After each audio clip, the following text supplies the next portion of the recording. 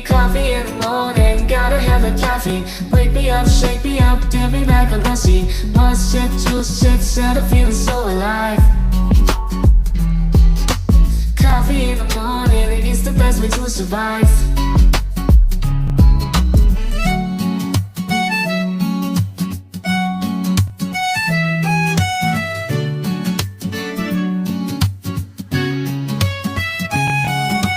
Woke up in the morning, sleepy eyes yawning. Jumped out of bed, started the day, opened the curtains. Felt the cool breeze, the sun shining on my face. But something was missing, I needed my job to chase. Give me coffee in the morning, give me coffee in the morning, gotta have the caffeine. Wake me up, shake me up, get me back on.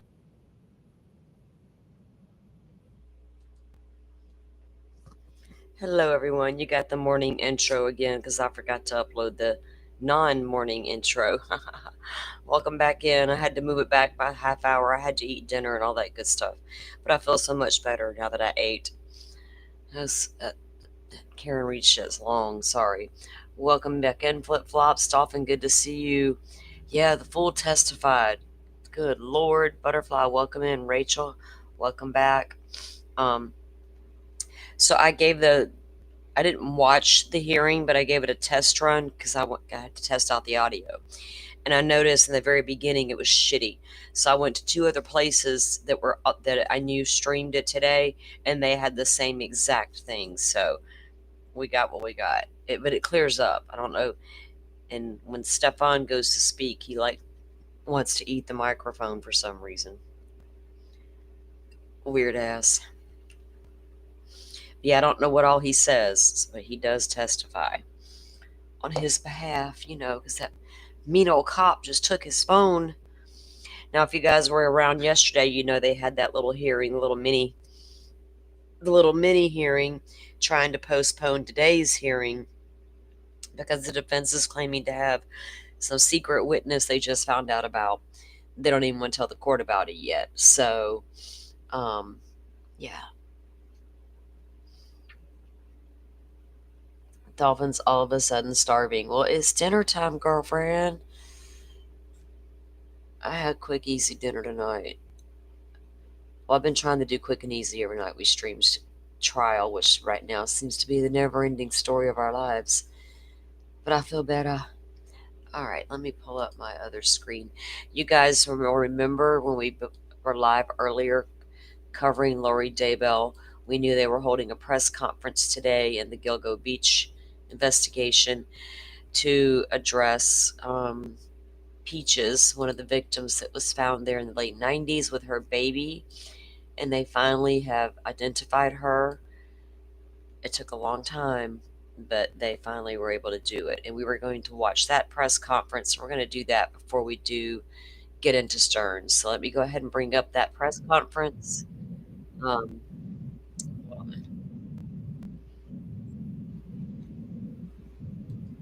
don't know what that was. Okay.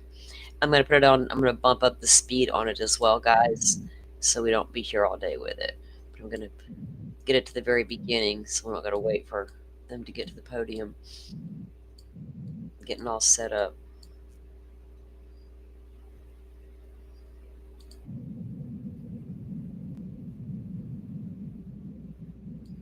Okay, hang on. Okay. Now, if you guys have ever looked back at the playlist, you could see we've done some shows on Rex Heuermann, the Gilgo Beach, Lisk, whichever you prefer to call him.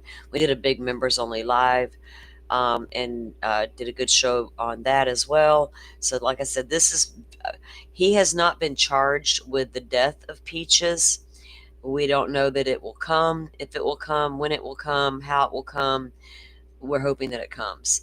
And like I said, her baby was 2 years old, found right there with her.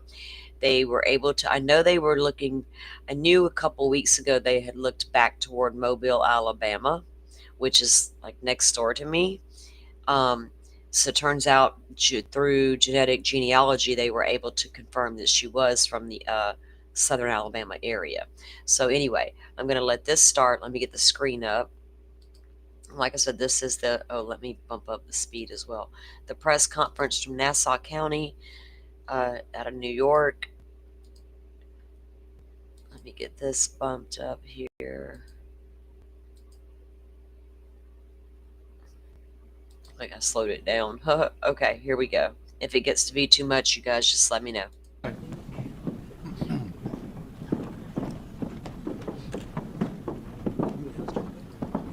No way, Dolphin. No way. All right, we're good. There you go. Everyone's ready? Good morning.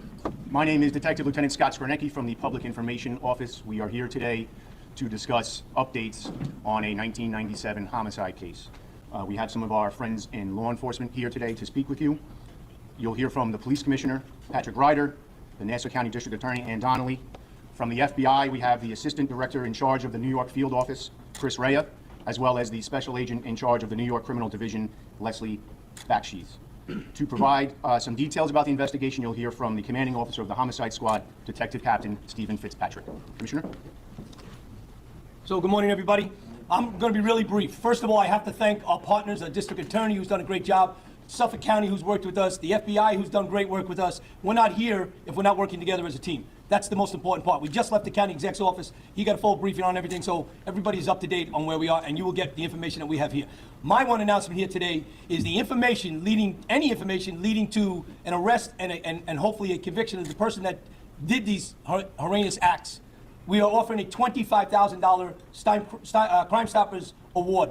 So please, anybody with information, after you hear it from Detective Captain Fitz, please give us any information you have. There's a $25,000 Crime Stoppers reward. I'm now going to turn it over to the District Attorney. Thank you. Thank you, Commissioner. Thank you also to the FBI who has helped us so much in this investigation, the Suffolk County Police Department. Today is a bittersweet day. Today, after decades, we are finally going to be able to tell you the identities of two victims back from 1997. The mother's name was Tanya, the baby's name was Tatiana. You'll get more detailed information on their identities from Captain Fitzpatrick.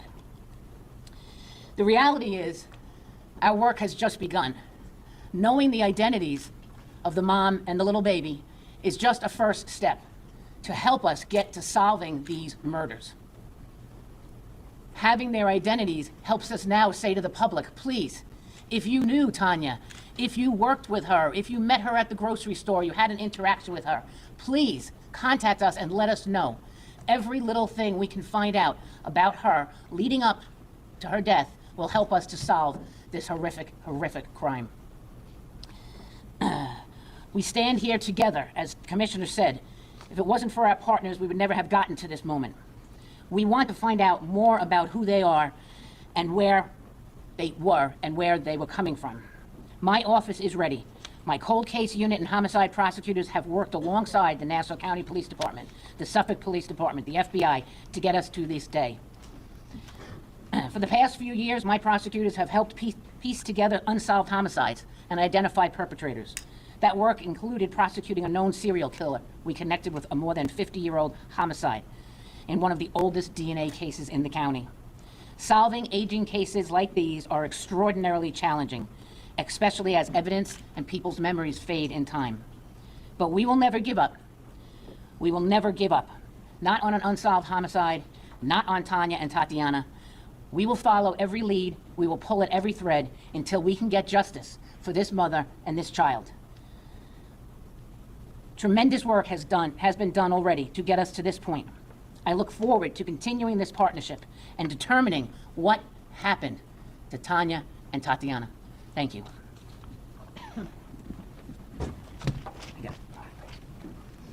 All right, good morning. I'm Christopher Rea, the Assistant Director in charge of the New York Field Office. I first want to start by thanking the DA as well as the Police Commissioner in allowing us to be part of this press conference today, as well as being able to share our role as an assisting agency in this matter. It's an honor here to be in the presence with the Commissioner and the DA and the other law enforcement entities that work this case as we announce our joint role in working to identify Tanya and Tatiana.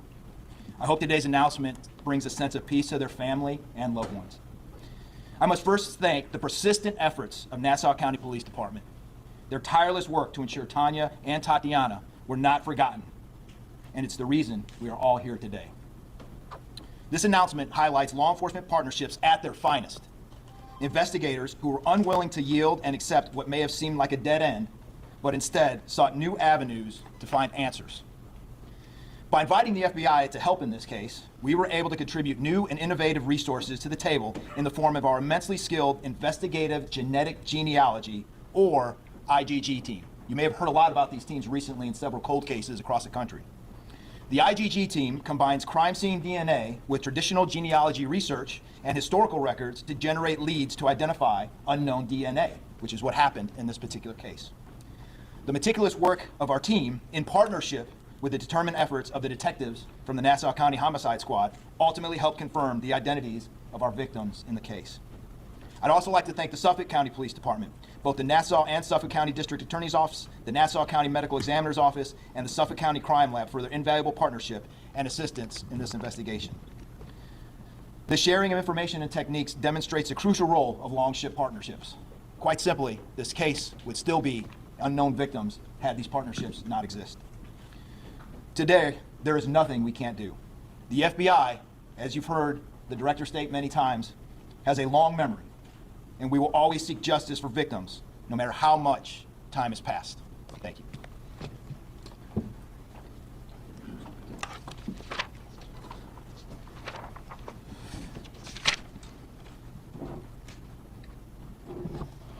I'd like to thank everybody for being here today to help us in this pursuit for justice.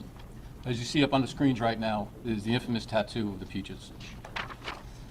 Today we'd like to provide an update on these identities of the two homicide victims who have historically been referred to by the nicknames Peaches and Baby Dove. The first victim was an African-American female. She was located over 27 years ago. On June 28, 1997, her torso was found in the Hempstead Lake State Park, which is located within Lakeview, New York. This victim had the tattoo you see up on the screen on her chest. It's a heart-shaped peach with a bite out of it with a drop coming from it. Based on this tattoo, the victim has commonly been referred to as Peaches. The second victim was Baby Dove. Baby Dove was the second victim discovered just over 14 years ago. On April 11th, 2011. She was found near Ocean Parkway in Babylon, New York, and has been included with the Gilgo Beach murders. This victim was a toddler. She was believed to be 2 years old at the time. She's been referred again as Baby Dove. In 2015, the victims were linked. Through DNA analysis, Peaches was identified as the mother for Baby Dove. Although we linked them together as mother and daughter, we still did not know their identities. In 2020, the FBI assisted us, and the DNA was turned over to their team. They began their investigative genetic genealogy studies, which would eventually lead to the identifications of these victims. Agents and detectives subsequently interviewed family members and obtained DNA samples to confirm the identities through our Nassau County Crime Lab.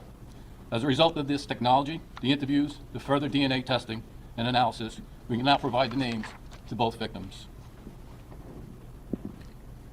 Tanya is Tanya Denise Jackson. Tanya was born on October 22nd, 1970 in Alabama. When she was found in 1997, Tanya was 26 years old and a single mother. She was a U.S. Army veteran, as you see her in her fatigues. She was living in Brooklyn, New York. And at the time, she drove a 1991 Geo Storm color black. This is her daughter, Tatiana Marie Dykes. Tatiana Marie Dykes was born March 17, 1995 in Texas. She was a 2-year-old female, and again, the body was discovered along Ocean Parkway in Babylon, Gilgo Beach area. Again, in 2015, she was linked to her mother through DNA analysis. This is both of them as they appeared back then.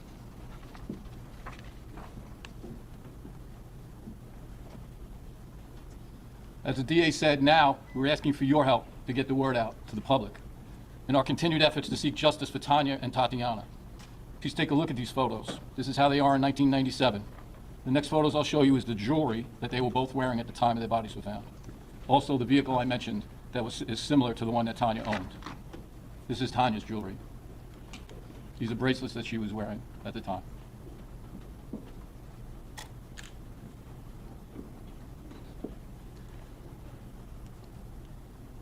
This is Tatiana's jewelry, a pair of earrings and a necklace.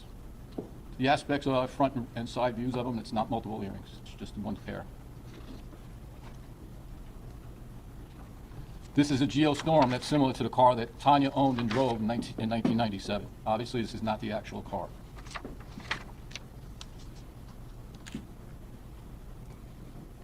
This is all the above photos you just saw. We now ask you again for the public's help. Please share any interactions you may have had with Tanya or Tatiana. Through our investigation, we've learned a lot about them, and as the DA says, we always want to learn more. More about Tanya Denise Jackson. There's some further information that might help people in the public to recall an encounter with her. Again, she was born October 22nd, 1970 in Alabama. She's also associated with Georgia, Texas, and Missouri. She's a U.S. Army veteran. In 1997, she was living at 230 54th Street in Brooklyn, New York. She was possibly employed at a doctor's office in a medical assistant capacity while living in Brooklyn. While she would go to work, it's reported to us that there might have been a female friend or neighbor who would watch the baby when she went to work. Tanya drove the 91 Geostorm. Tanya served honorably in the U.S. Army from July of 1993 to February of 1995 in the following military installations: Fort Sam Houston in San Antonio, Texas; Fort Gordon in Augusta, Georgia; Fort Leonard Wood in the Missouri Ozarks. Anybody that was in the military that might have served with her and remembers her, please get in contact with us. Did you serve with her in the military? Were you a neighbor or co-worker during her time here in Brooklyn? Maybe you saw them at a medical appointment where she worked, or were her friend. We want to hear from you. Now, although Tanya and Tatiana have commonly been linked to the Gilgo Beach serial killings because the timing and locations of their recovered remains, we are not discounting the possibility that their cases are unrelated from that investigation. Speculation and theories by people and on the internet should not be brought into this. As this investigation moves forward, we will continue to work closely with all our law enforcement, local and federal agencies to move forward, including Suffolk County. We'd like to thank all the agencies for all their help for being here today, for ensuring that we could get to this point. This has been a culmination of a lot of work, as the district attorney said, from many different people over the years, retired detectives that still show interest, that call and tell us about things. We never gave up on striving for justice for either Tanya or Tatiana, and we will not. But we know there's more work to be done, and we're determined to find the reasons and circumstances that led to their untimely deaths. If you have any information, please reach out to us directly or through the Crime Stoppers number you will see soon. In conclusion, there's some people we'd like to thank. First of all, we'd like to thank the Crime Stoppers Board for their generosity of increasing the reward to $25,000. Next, a special thanks to the Nassau County crime victims and Douglas Matthey of Horton Matthey Funeral Home in Greenport, New York. Through their time and generosity, they helped us to make it possible to reunite Tanya and Tatiana and have them laid to rest back home in Alabama with their family in full military honors.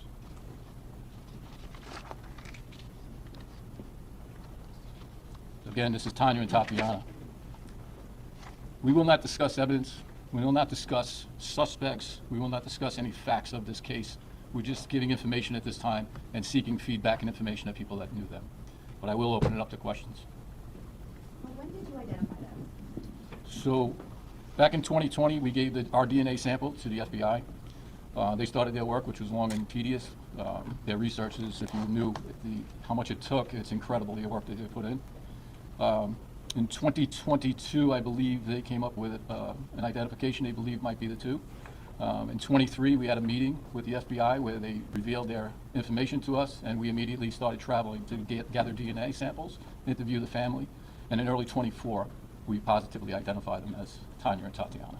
Have you identified the father of the child? We have identified the father, we have spoken to him, and he's been cooperative. Is he considered a person of interest? I wouldn't even say that if it was true. Did the father report them missing? He did not. So she was Tanya's relationship with a lot of people, unfortunately, was estranged. Even her family, she was estranged from. So there came a long time when she wasn't reported missing by people. And she was traveling with the military and such, so that made it possible for that to happen. I guess that the father and Tanya were not living together because he's so close. They were not living together.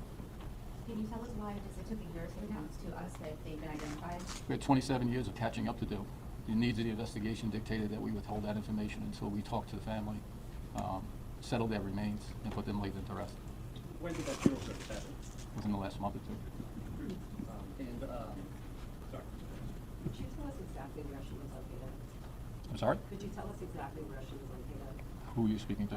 Peaches and, Peaches torso was found in Hempstead Lake Park in Lakeview, and the toddler was found in the easternmost point of Wisham Parkway. Thank you, everyone. We're going to have a press release going out with their names within the hour. Thank you. Thank you. Will the Thank you. photos be included in the press release? Scott? Yes, Let's yes. see how the family reacted to knowing the resolution, what happened. 27 years, Dave. A peace case. Still get I got my giblets. 21. just the big ones. These are the Crime Stopping boards if you want to get hold of them. And then that's Well, that's weird because Peaches doesn't fit the criteria of his victims. So I wonder if she is related to his other victims. And I'm thinking out loud up here by myself, and I forget, like, no one's talking back. Yeah, guys, I'm just thinking out loud. With her background, her career, she was working at a doctor's office. She wasn't. They haven't confirmed that she was working in the sex industry or anything like that. Because I always wondered, how did a woman with a baby end up out there as one of Rex Heuermann's victims? It just didn't make any sense. So it'd be curious to see if they can tie her death to him at all, if it's even associated. And I'm taking it that she was not really close to her family. If nobody was, if she wasn't reported missing right away. Now, I believe, guys, that I checked the docket earlier, Stern's case. The document's not there yet, but it was entered in. They have postponed his upcoming trial, I think, till July. But let's pull up this hearing. Now, like I said, I was so busy earlier streaming, I did go and test a couple places. I have we're going to watch the hearing directly from a news station out of Orlando. The only two people that I knew that streamed it were the Docket and Grizzly. And when I checked what I have against the audio they have, it was exactly the same. So don't come at me about the beginning of this audio, because it's got nothing to do with me. I promise. I do my due diligence and check. I don't like shitty audio no better than the next person does. In fact, I fucking hate it. And I swear, when this dude starts talking into the mic, it's like he wants to eat the whole ass microphone. It's like, dude, what? And I only know that because I had to test the audio. I didn't watch the trial or shit. I always call his shit the trial because I want his shit to be over and done with. Oh my God. All right, so I'm going to mute out and join you guys in chat while this plays in its entirety, okay? Like I said, I'm sorry if the audio it's a little shitty at the beginning, but it does clear up. I did make sure of that. And then when I checked it against the other two streams that I knew had it, I checked for the same area, and their audio was just as shitty. So it is what it is. Nothing we can do about it as creators. Just wanted to give you guys a heads up. And let me know in the chat. Make sure that you guys can hear it and all the good things. Oh, sorry, that notification. My kiddo's on the move.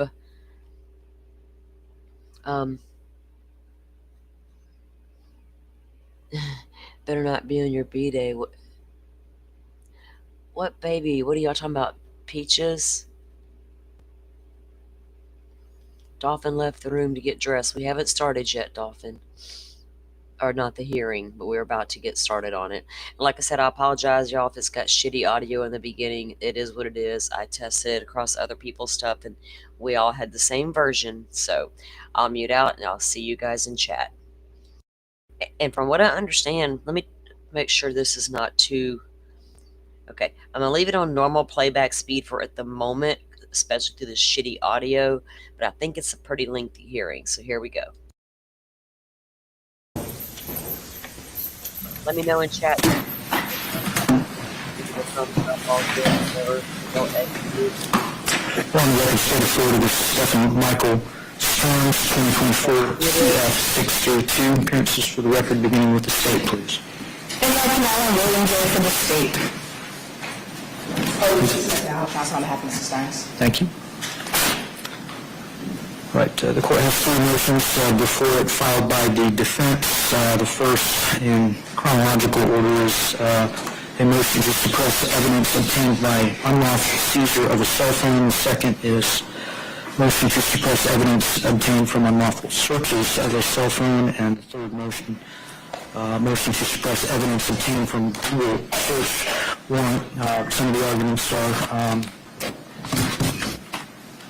interlaced amongst themselves. The state of Florida has filed responses to each of the motions.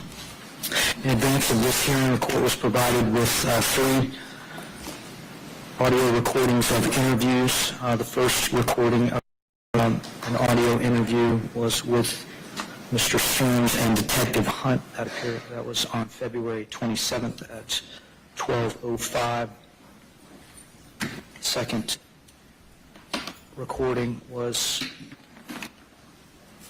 identified as 24-11313 underscore Stephan between Mr. Stearns and Detective Tagler and Detective Costa. Third recording the court reviewed was identified as 24-1313 underscore Stephan number 2, and that was an interview that occurred on February 28th at 12:16 a.m. I have reviewed those recordings in their entirety. I have reviewed the defense's motions. Some of the interrelated arguments are that the seizure of Mr. Stearns' cell phone by law enforcement was initially pursuant to consent, but if that consent is deemed valid, that the scope of the consent was exceeded by law enforcement, that consent and subsequent consent were not a knowing, voluntary, or intelligent waiver of his Fourth Amendment rights. That's either that was by way of coercion or acquiescence to police authority or impairment by lack of sleep or ingestion of a sleep aid, and that no exigent circumstances existed to vitiate the need to secure a warrant prior to the seizure. Second motion deals with a request to exclude evidence pursuant to the exclusionary rule, pursuant to an unlawful search of that cell phone. Again, the defense argues that any consent scope was exceeded by law enforcement, that alleged consent was not a knowing, voluntary, or intelligent waiver of Mr. Stearns' Fourth Amendment rights against unlawful search and seizure, again, by way of coercion, acquiescence to police authority, impairment by lack of sleep or use of a sleep aid, and that no exigent circumstances existed for the unlawful search. Third interrelated motion is a fruit of the poisonous tree argument that the subsequent information obtained from a Google search warrant from the initial search and seizure of the phone was pursuant to a warrant. However, the taint was not diminished. The taint of illegal activity was not diminished by the subsequent warrant, that the warrant lacked probable cause, and that the application for the warrant itself were defective on their face. The state's response is also interrelated on these related motions, indicating that the initial interaction regarding the search and limited seizure of the phone regarding the Google search was consensual. That subsequent consent was knowing, voluntary, and intelligently given to law enforcement, that there was probable cause for the seizure of the cell phone, and that exigent circumstances indeed did exist.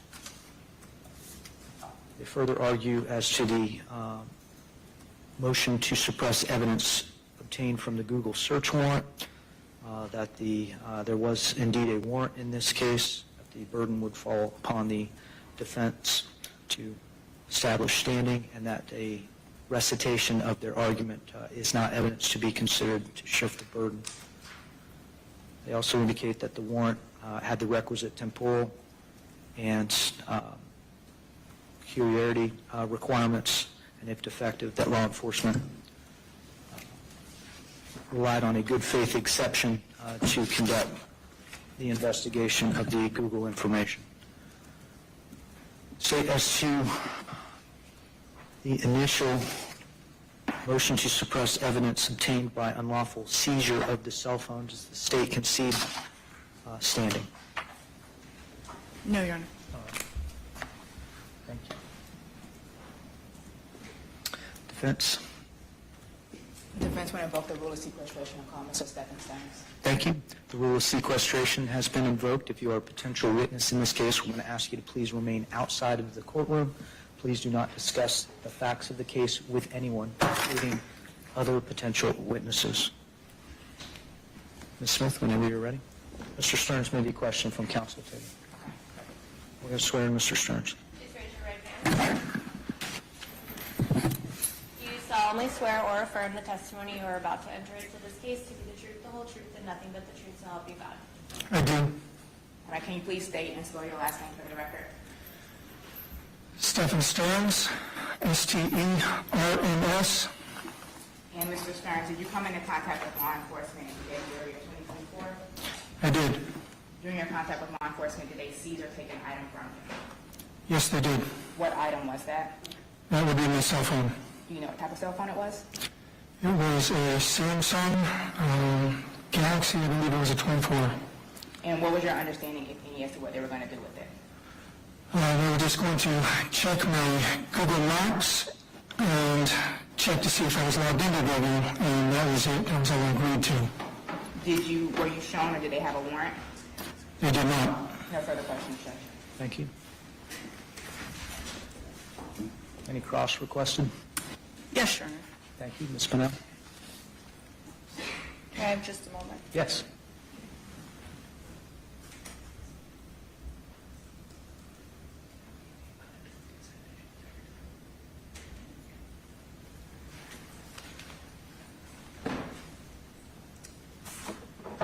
Mr. Stearns, you briefly discussed having a conversation or being interviewed by Detective Tagler and Detective Acosta on February 27th.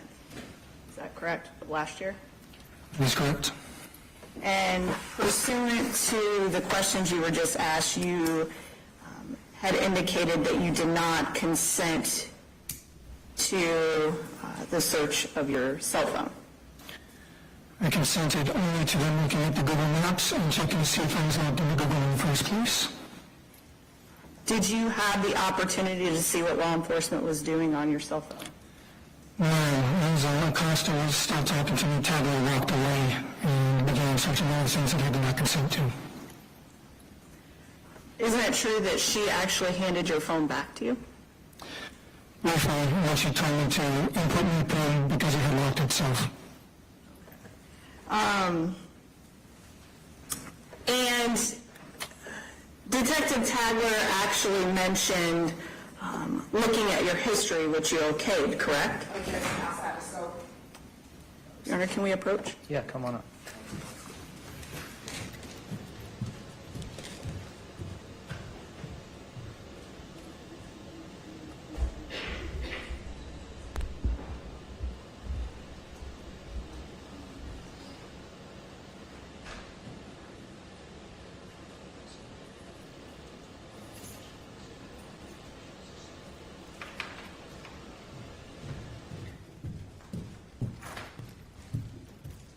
And the cell phone in question was in fact your cell phone?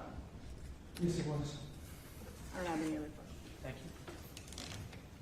Any redirect? No, Judge. Thank you. Argument, state. No, Your Honor. Court's going to find that there has been record evidence to establish that Mr. Stearns was the person that was affected by an alleged violation of his Fourth Amendment rights, that the property alleged in that violation was admitted to be his, and I'm going to find that the burden has indeed shifted to the state regarding the defense's motion to suppress evidence obtained from the unlawful seizure and search of the cell phone.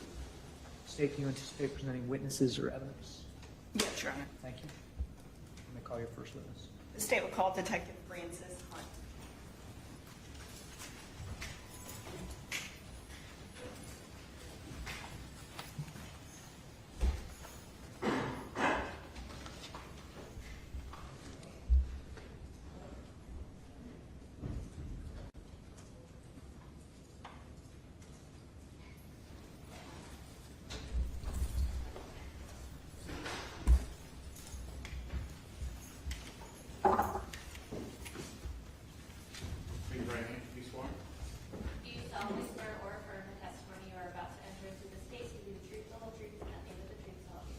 do.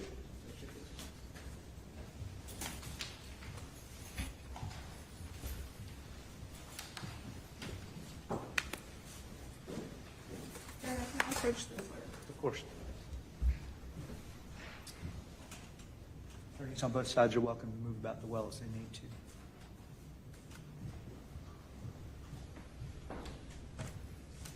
Good afternoon. Will you please say your first and last name and spell both of them for the record? Francis, Francis, Hunt, Hunt. How are you employed? I'm a detective with the Orange County Sheriff's Office. What was your assignment with the Orange County Sheriff's Office in February of 2024? I was and am currently assigned to the Domestic Crime Squad. How long have you been assigned to that particular squad? About a year and a half. How long have you been with the Orange County Sheriff's Office? About 5 years. Were you assigned to the investigation into Madeline Soto, who was reported missing? Yes, ma'am. Did you have the opportunity to come into contact with somebody identified as Stephen Stearns? Yes, ma'am. When did you have contact with Mr. Stearns? The morning of February 26th, 2024. February 26th, the Monday, or February 27th, the Tuesday? I believe it was the Monday, it was actually the Tuesday morning, I'm sorry. Tuesday. At the time that you had contact with Mr. Stearns, had the Orange County Sheriff's Office already been investigating the disappearance of 13-year-old Madeline Soto? Yes, ma'am. Did you have contact with Mr. Stearns and conduct an interview about 12 in the afternoon on February 27th of 2024? Yes, ma'am. And can you describe Mr. Stearns' demeanor during your encounter with him? Nothing particularly notable. He seemed to have, I think he had just woken up about an hour before I made contact with him. He was an average demeanor, nothing particularly notable about it.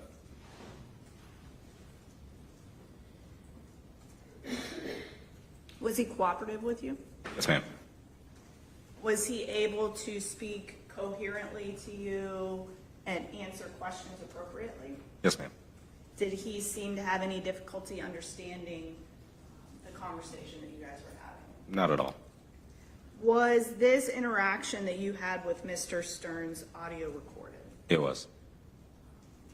Where were you at when you had this interaction with him? I was at his home or at Jennifer Soto's home in Kissimmee. We were in my vehicle.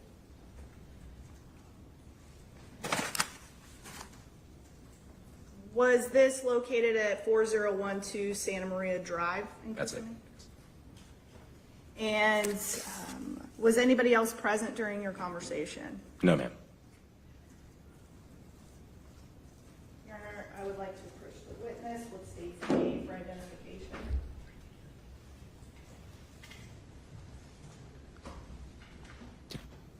Did you have an opportunity to listen to the recording on state's A for identification? Yes, ma'am. Is it a fair and accurate recording of the conversation that you had with Mr. Stearns on February 27th of 2024 at approximately noon? Yes, ma'am. Your Honor, at this time, the state will seek to introduce into evidence what's been marked states A for identification and the evidence is states 1. No objection. A as an alpha will be received as states 1 for purposes of this hearing.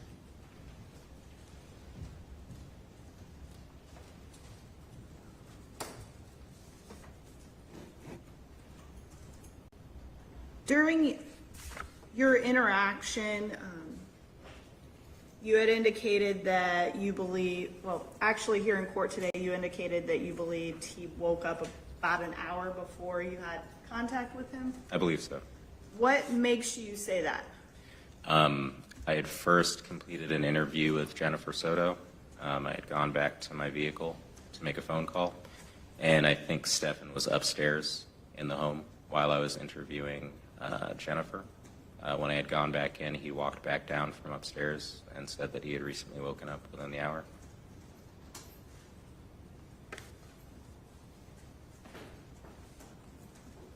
Can I have just a moment, Your Honor?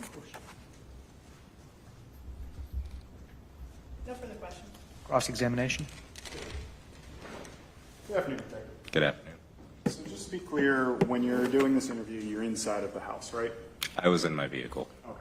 When you first met with Mr. Stearns, you met him inside the house? In the house, yes, sir. Okay. And then you took him outside and put him in your vehicle, right? Yes, sir. And when you did that, that's when you learned about him being sleepy, it sounds like? I don't think he was sleepy, but it sounded like he had woken up about an hour prior. Yes. Okay. Woke up about 11 a.m.? It sounds like he knew he was noonish, right? Correct. At any point, did you ever seek a warrant for any of the cell phones or anything in this case? Oh, no, sir. Okay. Did you ever look at a cell phone? No. Did you ever ask him about a cell phone? No. Brief moment. Of course. No further questions.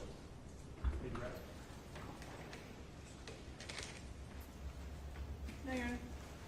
Detective Hunt, step down. Yes, Your Honor. Is he excused from subpoena for today? Yes, Your Honor. Thank you, Detective.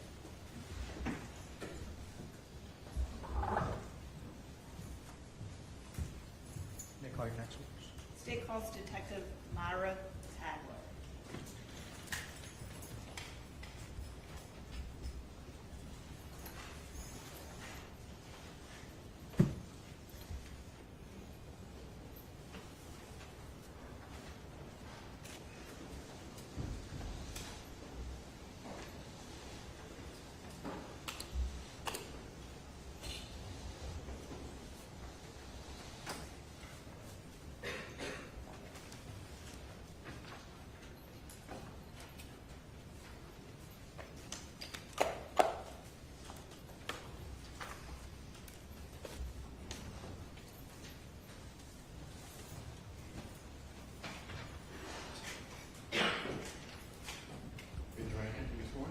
Do you solemnly swear or affirm the testimony you are about to enter into this case to be the truth, the whole truth, and nothing but the truth, so help you God? I do.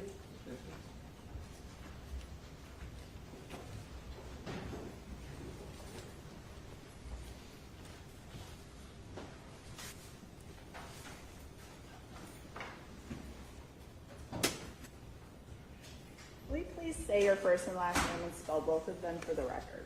Myra Tagler, M-A-I-R-A, last name T-A-G-L-E-R. How are you employed? The Orange County Sheriff's Office, How long have you been with the sheriff's office? 9 years. In February of 2024, what was your assignment? I was assigned to the sex crimes unit.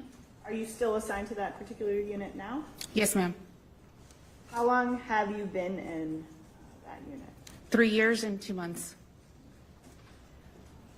Were you working in your capacity as a detective in that unit on February 27th of 2024? Yes. Did you become involved in the investigation into the missing juvenile named Madeline Soto? Yes. How did you become involved? I was tasked to assist the primary detective at the time, Detective Hunt, with canvassing. About what time do you respond to assist in the investigation?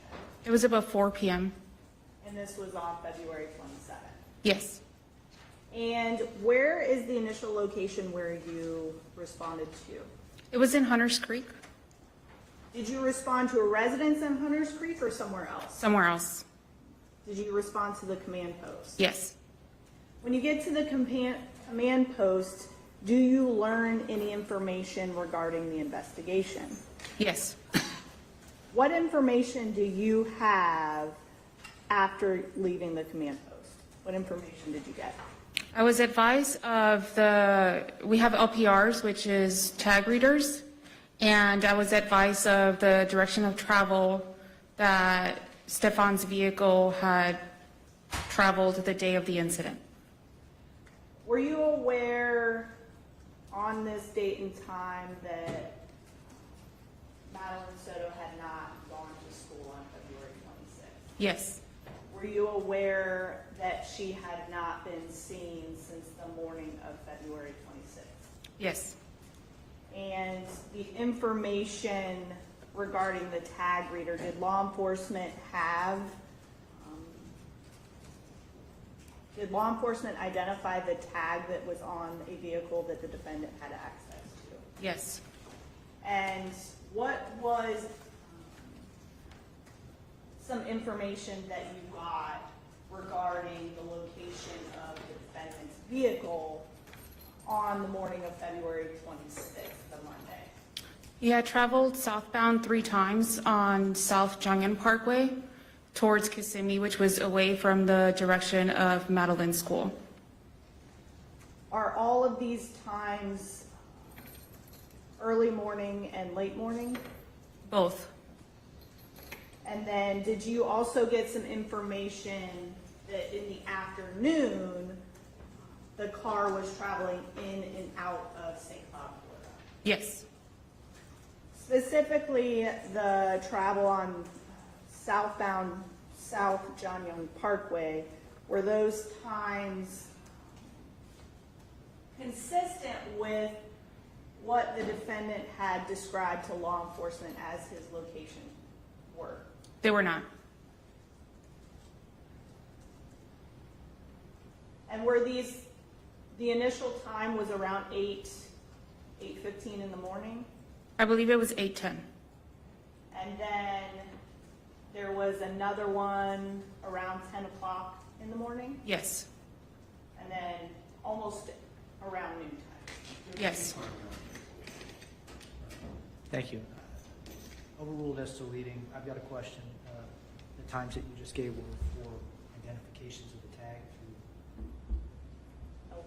through the LPR system. Overruled. Continue. And then the afternoon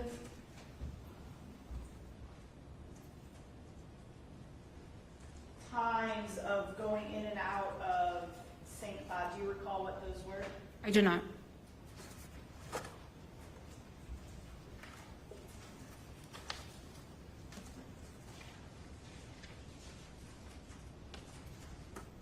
Did you document those times and locations in your narrative that you drafted for the Yes. case?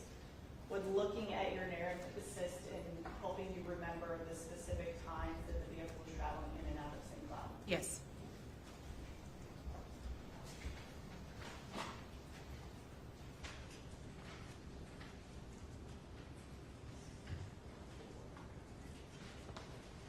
Your Honor, I'm approaching the witness for the record with Detective Tagler's 11-page narrative. Thank you.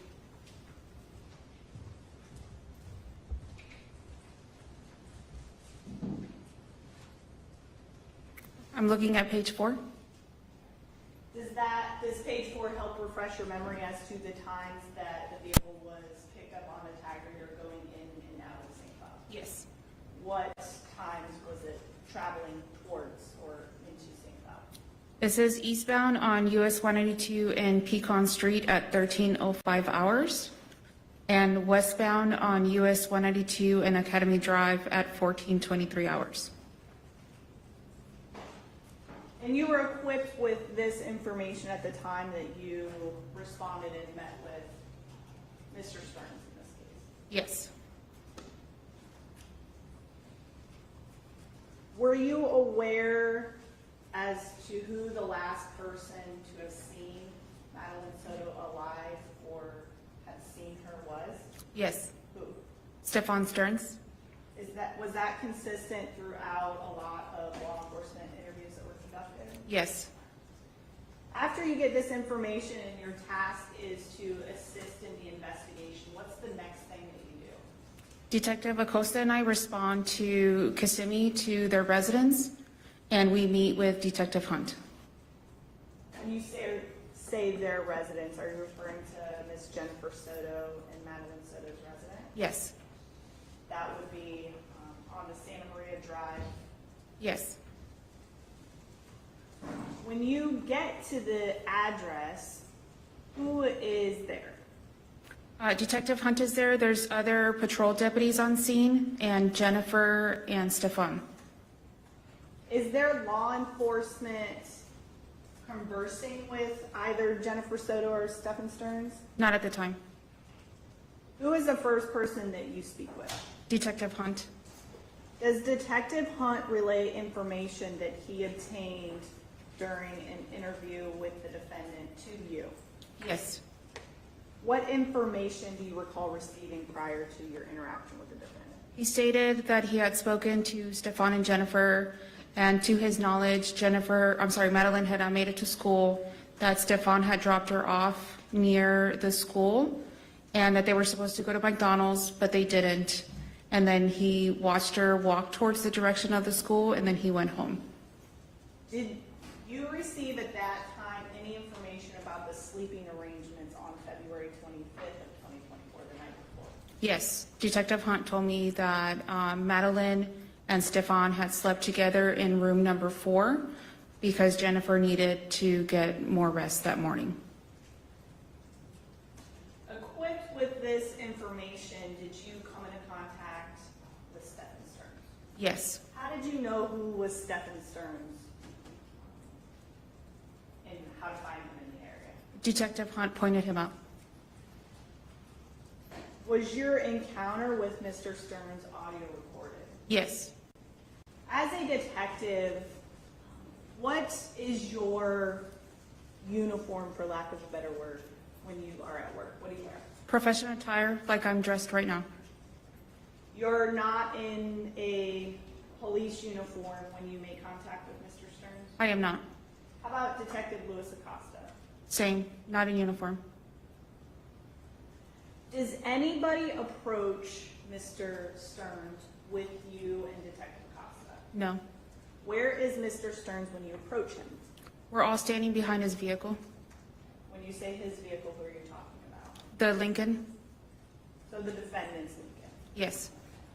And at this point in time, is the defendant handcuffed? He's not. Is the defendant free to leave? Yes. How is his demeanor, meaning the defendant's demeanor when you're interacting with him? He was very emotionless, but otherwise able to answer every question that we had for him. Did the defendant, seem groggy, confused, unable to communicate with you? He did not. Did the defendant respond appropriately to questions that you were asking? He did. Would you classify his behavior towards you as cooperative? Yes. Can you explain to the court, I know that you indicated that you're all standing in the back of Mr. Stearns' vehicle, but can you explain to the court where everybody is positioned? Yes. I was standing on the left side of the trunk. Stefan Stearns was standing directly next to me. We were basically shoulder to shoulder. And Detective Acosta was standing closer to the wheel well on the right side and the corner of the car. Was Mr. Stearns' path of travel impeded by either of you? It was not. Was Mr. Stearns free to leave? Yes. Did Mr. Stearns ever communicate with you either verbally or by body language or physically a desire to end the communication with you? He did not.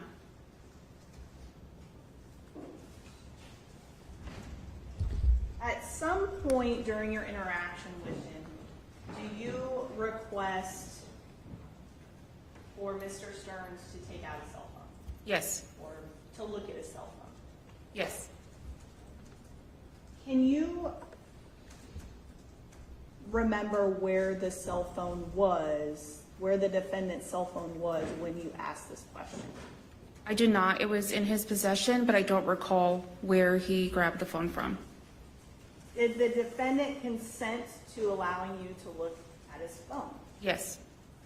And do you remember if Mr. Stearns' cell phone was password or passcoded protected? It was. Who entered the passcode into the phone? Stefan. After Mr. Stearns entered the passcode in the phone and unlocked the phone, what did Mr. Stearns do with the phone? He handed me the phone. While you are holding the phone, where are you standing? In the same position next to Stefan. Do you hold the phone in a way to allow others to see what is on the phone? Yes. Where is Mr. Stearns at as you are looking at the phone? Directly standing next to me. And initially, the interaction and how the cell phone comes out, you bring up looking at maps in the phone. Correct.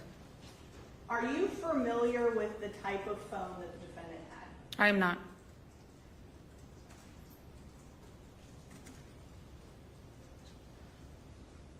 Do you also inquire as to taking a picture of, quote unquote, your history, the defendant's history? Do you remember that? Yes. And that's also encompassed in the audio recorded interview. Correct.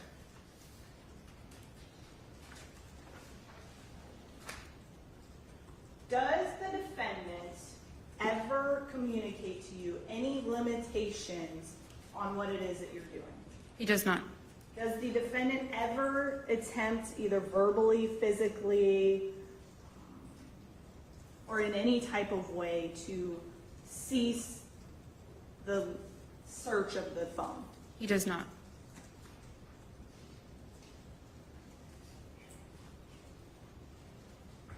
After you look at the maps, the history, what did you see? Or what did you notice in what you saw on the phone? I noticed that he had mentioned that he uses Google Maps for basically everything, to check locations, the time places open and close. And I noticed that on his Google history, it was very minimal. There was not a lot of traveling that was consistent to what he had originally said to both Detective Acosta and I. So then after that, I went to his call history, and I noticed that there was also not a lot of information on his call history. And this was after you mentioned looking at his history. Correct. And during this entire time, did the defendant ever cease or withdraw his consent, either verbally or physically? He does not.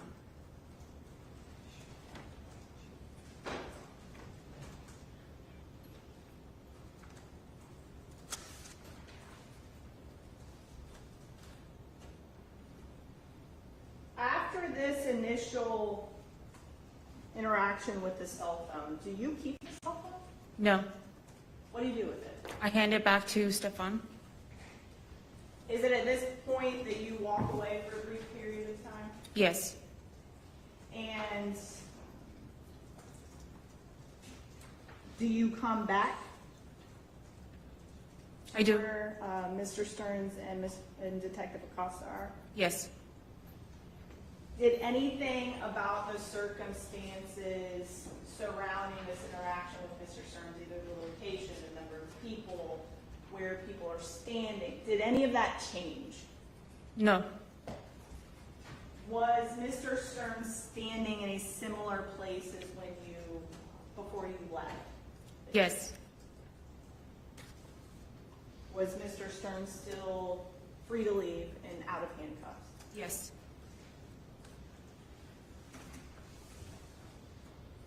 At approximately 7:57,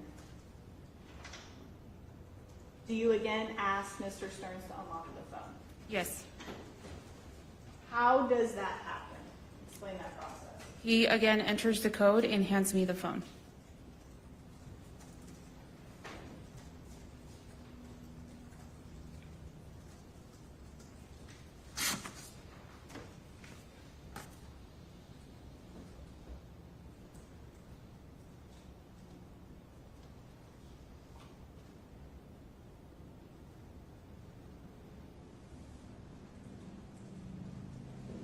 At some point, do you bring up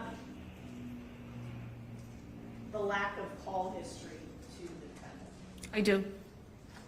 What was the defendant's explanation? He said he had accidentally factory reset his phone.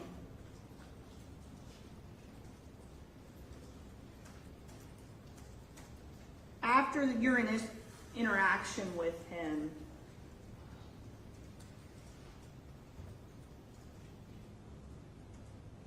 You knew all of that information that you had previously explained that you knew.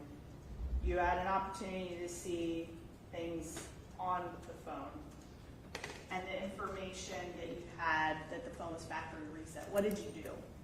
At that point, I told him I was going to hold on to his phone.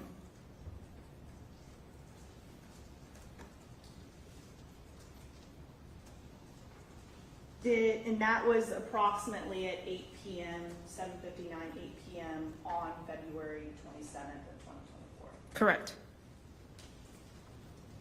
After this interaction with him, did you secure anything else? No. Other than the cell phone, did you secure anything else or? Well, I did ask him to refrain from going back in his vehicle. His vehicle meaning the Lincoln. Yes. Was Mr. Stearns able to enter and exit Jennifer Soto's vehicle during the time between your two interviews with him? Yes. Was he free to walk about? Yes. Did you or Detective Acosta remain where Mr. Stearns and Ms. Soto were? No. What were you doing in between your two interviews? After speaking with Stefan Stearns the first time, Detective Acosta and I went to the front of the apartment complex to speak with management and ask them to review their surveillance. After doing these additional tasks, do you speak to Stephen Stearns a second time? Yes. This is approximately 12:15 in the morning on February 28th, right? Yes. Was Mr. Stearns handcuffed? He was not. Had his movements been restricted in any way by you during your conversation? No. Were you wearing the same clothes that you had worn a couple hours earlier? I was. Who was with you when you spoke with Mr. Stearns? Detective Acosta. At any point in time during either of your interactions with Mr. Stearns, did you or Detective Acosta remove a firearm from your persons? Did you guys take your guns out? No. Did you threaten arrest or anything like that during your interactions with Mr. Stearns? No. This second interview that you conducted, was that also audio recorded? Yes. Was Mr. Stearns free to leave at the end of the interview? Yes. In fact, he did leave your presence as well as Nation Bay, correct? Correct.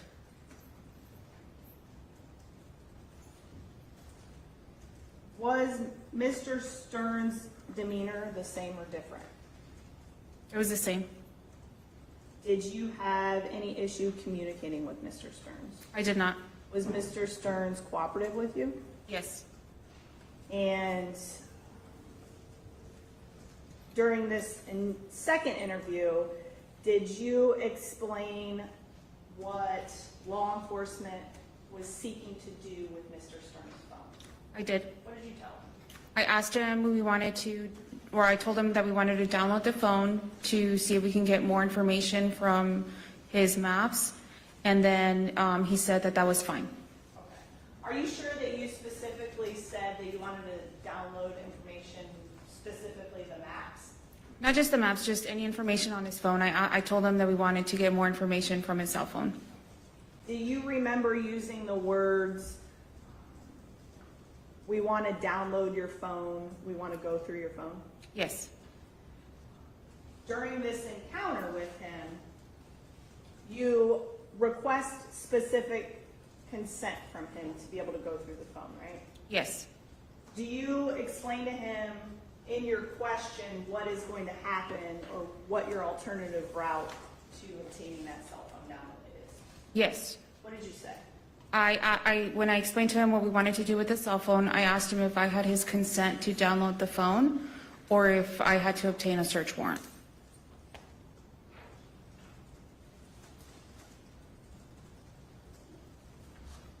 And did the defendant consent to downloading the phone?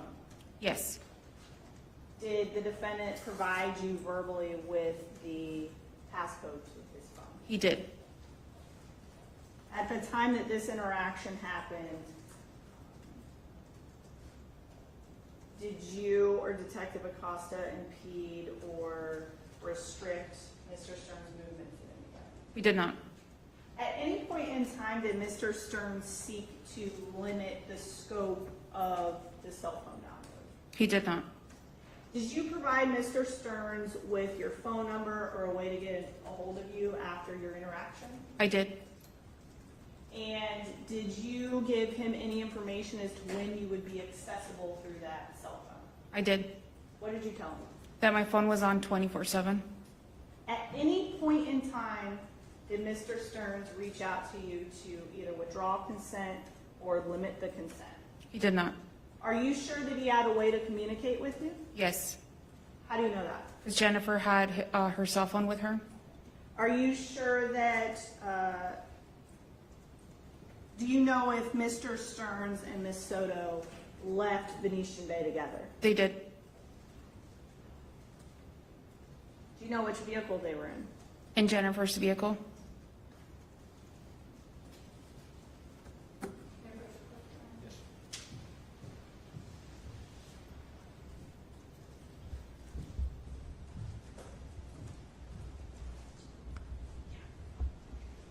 I'm approaching the witness for the record with State's B for identification. Did you have an opportunity to listen to the recordings on State's B for identification? I did. Did they fairly and accurately depict the recordings of the two interviews that we discussed here in court with yourself, Detective Acosta, and the defendant in this case? Yes. Your Honor, at this time, the State received interviews and evidence with the marked B for identification and evidence of State 2. Be a composite exhibit with both recorders. Yes, Your Honor. Thank you. No objection. These and Bravo will be received as stated. Can I have just a moment?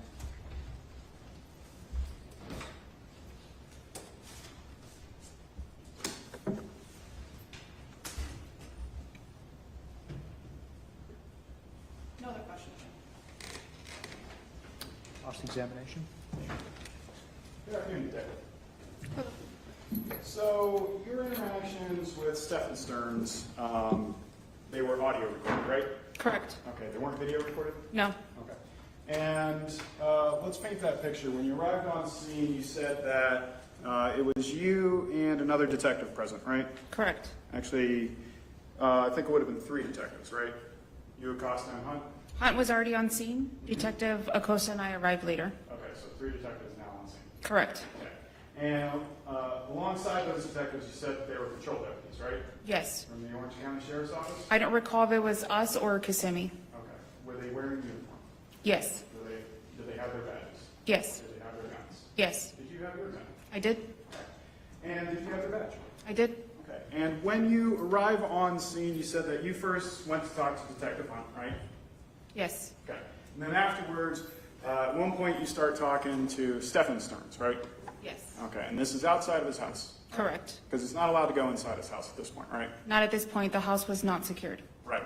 And when you're talking about secured, that's for securing for searching the house, right? Correct. Okay.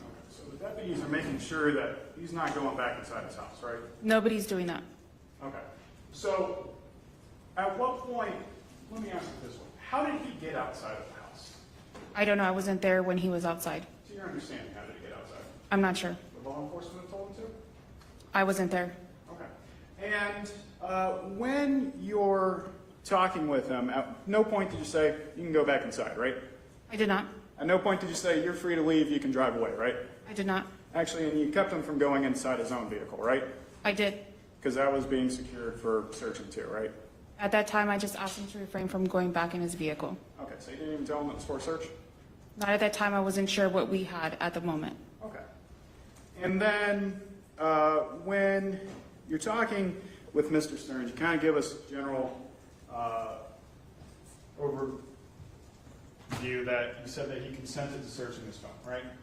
Yes. Okay. Your specific question to him at first, going through the timeline, is do you mind if I look at your maps real quick, right? Correct. At no point did you say, do you mind if I dig through your entire phone at this point, right? I did not. Okay. And then when you get to the next question, it's do you mind if I take a picture of your history, right?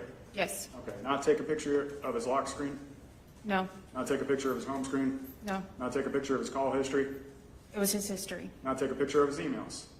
I did not. Now take a picture of the entirety of his phone, just his history, right? Correct. Okay. And then when you get to the next thing, you say, is it okay, let me make sure this is right. Is it okay if I go in your settings real quick? I just want to see if you're logged onto your Google, right? Yes. And at that point, Mr. Stearns tells you that he is not logged into his Google, right? Correct. Okay. But then you keep pressing and then you say, is it okay if I check? I asked, I didn't press. Okay. You asked if it's okay he checks? Yes. Okay. And at that point, it was just to check whether he was logged into his Google, right? Correct. Not going through the entirety of his phone. Correct. You never asked him, can I go through the entirety of your phone? He was standing next to me while I was on his phone. Okay, so it's your basis that he has to say no, you can just keep digging until he says stop? Correct. Really? He was standing next to me and he saw what I was doing on his cell phone. And did you ever ask him to go through the rest of your cell phone? I did not. Did you ever ask him to go into his call history? I did not. Did you ever ask him to go through his Google Drive on the phone, if it was there? I never looked at his Google Drive. Okay. But you were looking at the rest of his phone, right? I looked at his call history and his Google Maps. Okay, because you were trying to figure out that timeline, right? Correct. It's the only thing you were looking for at this point, right? Correct. Okay. Did you ever go into the photos on his phone? Yes. While he was there? Yeah, he was standing next to me. Okay. Did you ever ask him if you could go through his photos? I did not. Right. And when you go into those photos, I mean, let's talk about that. How many of his photos did you look at? I think it was maybe 2 or 3 of the day Madeline went missing. Just to be clear, you're not just looking at like the big grid, you start going into actual pictures? I don't recall if I actually clicked on any of the pictures Okay, so how do you know that you were just looking at 2 or 3 of those? because it has dates on, like if you look at the grid, it shows dates for pictures. Okay. And at any point, rephrase, at no point did you ask him to look at his photos? I did not. Then you go back to his Maps app at some point, right? Correct. And at that point, you're talking to him about the Snug Street address, right? Yes. Okay, and you never asked him if he could go back to the Maps app at that point, right? I did not. Okay. And just to be clear, nothing is visually recorded at this point. Right? Correct. So when you say that you handed him his phone back, you never actually said, hey, here's your phone back, or anything of that. I did. I said, here you go. Here you go. Now, when you get the phone back from him, what do you say? I said, can you please unlock your phone again? Okay. And at that point, it's still you and Detective Acosta standing with him, right? Correct. Because you both are kind of tag teaming him, questioning him, right? We're both talking to him. Okay. Specifically, at what point did you say, here you go, when you handed him his phone? Right before I stepped away. Okay. You sure here you go are your exact words? I don't know if it was my exact words, but I did hand him the phone and I said, here you go. It's in the audio recording. Okay. And then at this point, you said you got him to unlock his phone again, right? Yes. And that's when you started digging through his call history, right? I'm not sure what I looked at when I had the phone back. Well, you specifically said, I also noticed I was checking your call history. I noticed you don't have anything before this morning, right? Yes. Okay. And at no point did you ask if you can go into his call history? I did not.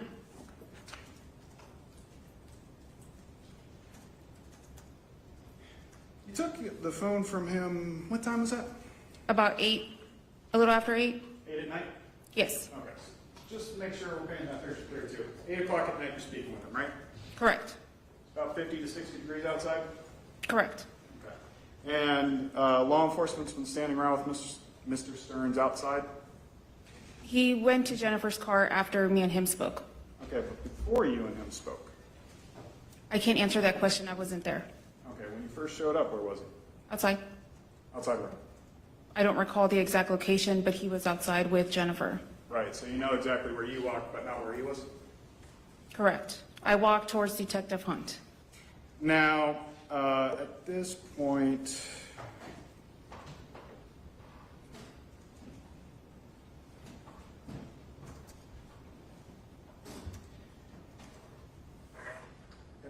you collect Mr. Stearns' phone away from him for the final time that he has his hands on, right? Correct. And when you take that phone away from him, you don't ask him for his phone. You take it from him, right? I already had the phone. Oh, right. And then you told him specifically that at this point, we're keeping your phone. Correct. Okay. Didn't give him a choice. I said, I'm going to keep your phone. We want to download your phone. Excuse me, what was the exact phrasing that you just said there? That we wanted to download the cell phone. You said that during the first interview. The second interview, not the first one. Talking about when you took the phone away from him the first time during the first interview. When did you tell him that you were going to download the phone? The second time.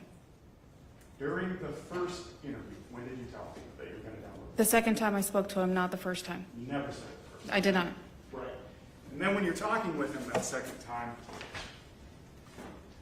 you actually state to him, your exact words are, Objection improper. Response? I'll reference it. When you speak with him, did you tell him that we had previously said that we were going to download the phone? Yes. And your interactions with him were recorded. Correct.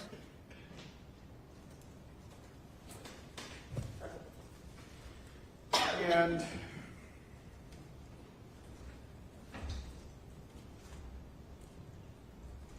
when you originally took the phone from Stephen Stearns, Mr. Stearns was concerned about staying in touch with his father, right? Correct.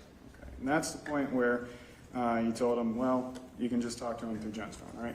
Yes. And at no point was he asked to consent to seizing his phone, right? Correct. At no point did you ever give him any form or anything to consent to seizing his phone? I did not. Everything's audio recorded. Okay. And at no point did you ever get a form from him consenting to downloading his phone? I did not. Okay. Because everything's audio recorded. Correct. Got it. And you collect the phone at 8 at night. It's about 1:30 in the morning you talk to the phone again. It's not. It's about midnight. About midnight, okay. 4 hours in? Just about. Okay. You had the phone in your possession? It was in my vehicle. Okay. Ever apply for a search warrant at that point? I did not. Why not? I didn't need, I didn't have like enough information yet as to what we were doing with the case. Elaborate on that for me. What do you mean you didn't have enough information? We knew that something didn't sound right, as like was speaking with him with like the timeline and things like that. But we weren't sure exactly what we were doing yet. I was waiting for my supervisor to contact me. Okay. And when your supervisor contacted you, did he or she, excuse me? He? Did he tell you to get a warrant? He did not. Okay. Did he tell you to try and get that cell phone downloaded? He did. Okay. And how did he tell you to get that cell phone downloaded? He didn't. He just said we wanted to get the phone downloaded, and that's when I asked Stefan if I had his permission to download the phone or if I needed to get a search warrant. Right. You gave him the ultimatum at that point, right? I asked him 2 questions. Okay. So we can either get the phone or you can get a warrant, right? Correct. Now, at any point during these interactions, did you ever tell Mr. Stearns that he could have his phone back? I told him his phone was going to be downloaded overnight and that he should probably get it in the morning. Okay. And prior to the second interview, did you ever tell him he could have his phone back when you just took it from him? I did not.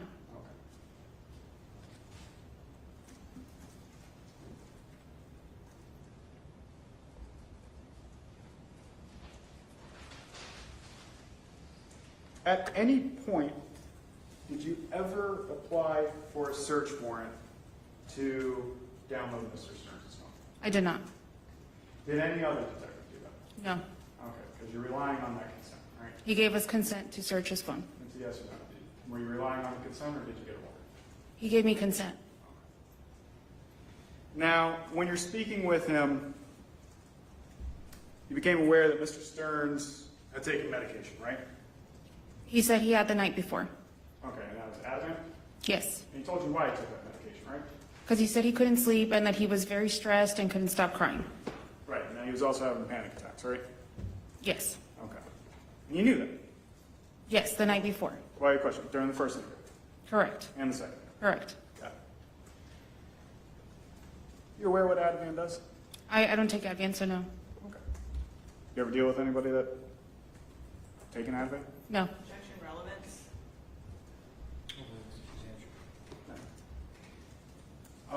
As to Mr. Stearns, he was wearing flip-flops at the time, right? Correct. Khaki shorts, Yes. thin hoodie. Yes. Told you he hadn't eaten all day, right? Yes. And was prevented from going inside of, sounds like his vehicle, right? His vehicle, correct. Okay. And again, couldn't go inside his own house, or not his house, but the apartment. Not at the time. Okay.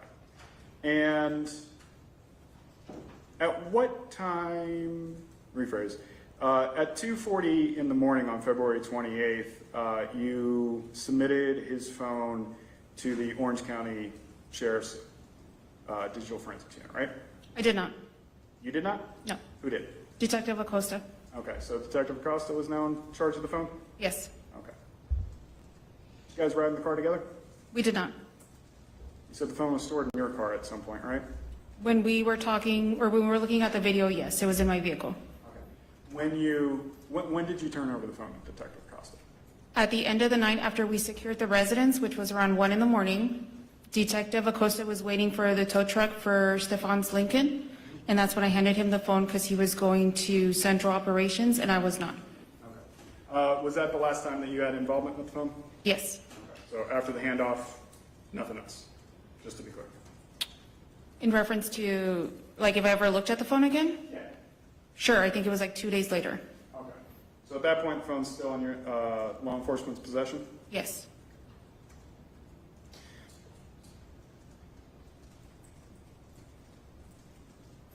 Confirm? Of course.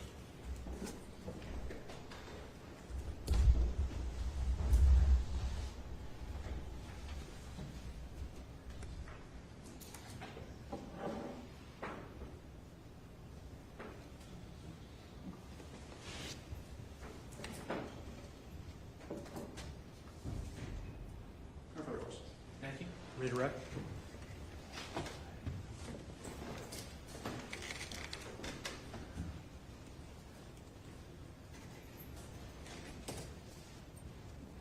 Defense mentioned that there were other law enforcement personnel that were at the apartment complex. During your interactions with Mr. Stearns, who was in the immediate area? Just myself and Detective Acosta. Everybody was kind of just hanging out in the area.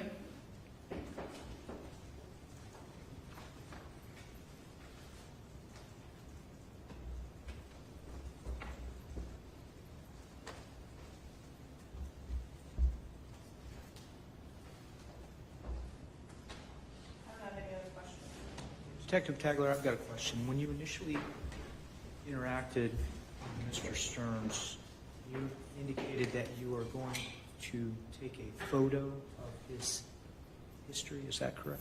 Yes. Did you take a photo of his history? Yes. Was that on your agency cell phone? Yes. Any follow-up questions based on that question? State. No, Your Honor. Defense? No.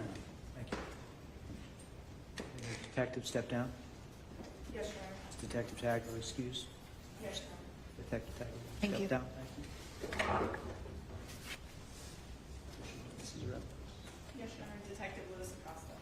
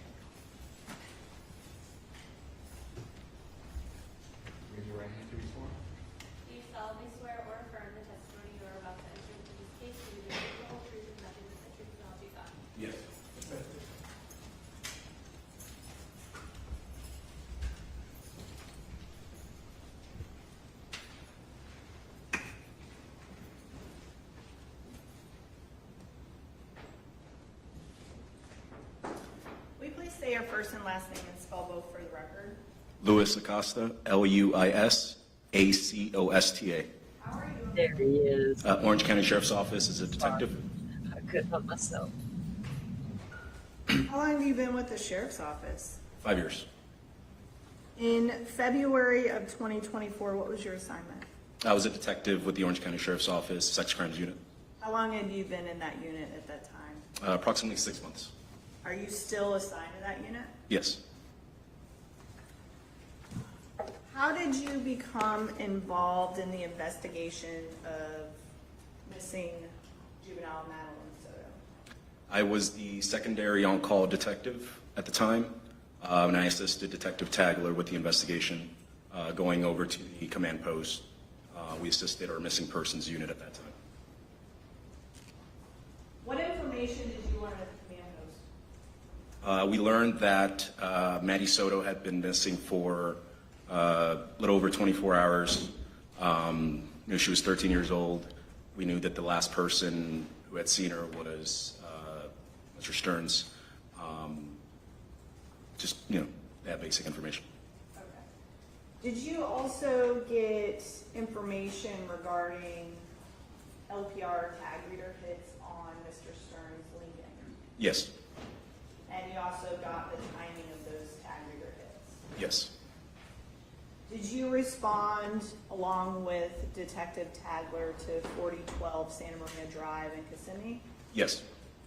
And did you learn any additional information prior to speaking with Mr. Stearns at that address? Yes. Prior, we were briefed of Detective Hunt, who's the initial primary detective assigned, just of additional details. For example, that she slept in the same bed as Mr. Stearns, things like that. Did you assist in the interview of Mr. Stearns that was conducted by Detective Tagler at approximately 7:16 in the evening? Yes. And this would be on February 27th of 2024. Yes, correct. Where did this interview take place? It took place in the parking lot of their of the apartment complex near the residence, Maddie's residence. Who was in the immediate vicinity as this interview was being conducted? It was Mr. Stearns, myself, and Detective Tagler in the immediate vicinity. Where would you say the next closest law enforcement official was? At least 25 yards away. Were all of the law enforcement officials within view of where you were? The ones that were in the parking lot could see the general vicinity of where we were at. How many law enforcement officials would you say were in the parking lot area where the interview was conducted? Maybe 10, fewer than 10. And were these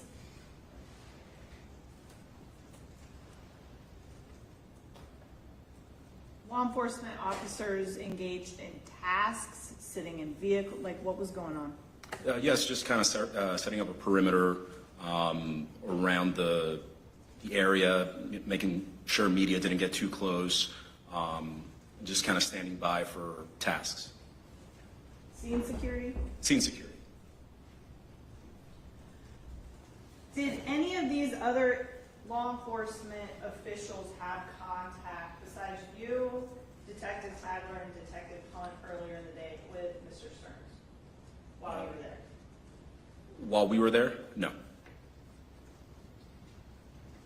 Where were you and Detective Tagler and the defendant standing during this encounter? We were behind the trunk of a vehicle. I can't recall the specific vehicle. Was Mr. Stearns' ability to move about freely inhibited by either of you? It was not. How about any other law enforcement officer that was there? No. Were there any law enforcement vehicles prohibiting other vehicles from leaving the area or anything like that? No. What was Mr. Stearns' demeanor during your encounter with him? Kind of very just matter of fact. Would you classify his conversation with you as cooperative? Yes. What were you and Detective Tagler wearing? Not obviously specifics of what you were wearing, but were you in plain clothes? We were, yes, plain clothes. Did either of you ever remove your firearms from their holsters? No. Did either of you remove any handcuffs, taser, any type of weapon? No. Were there any threats of arrest made? No. Was Mr. Stearns free to leave? Yes. Did Mr. Stearns, based upon your encounter with him, seem to respond appropriately to questions asked? In what way?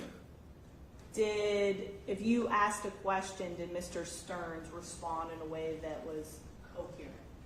Yes. Did you have any difficulty communicating with Mr. Stearns? No. Did Mr. Stearns fall asleep or ask to be excused from the interview? No.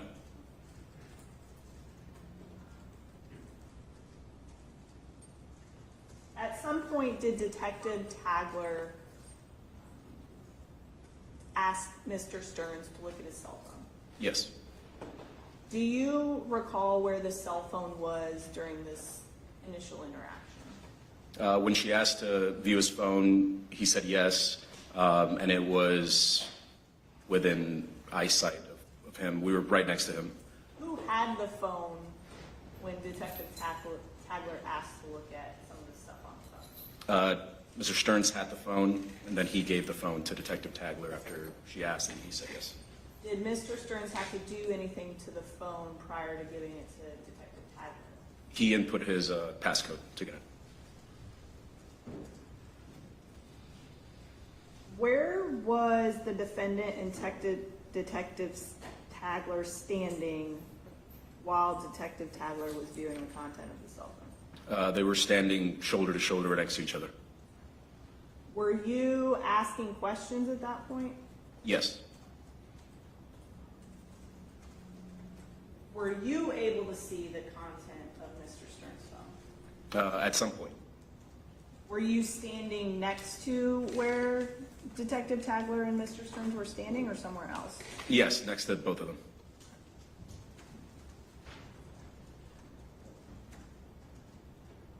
Was Mr. Stearns facing the general area of where his cell phone was being displayed from? Yes.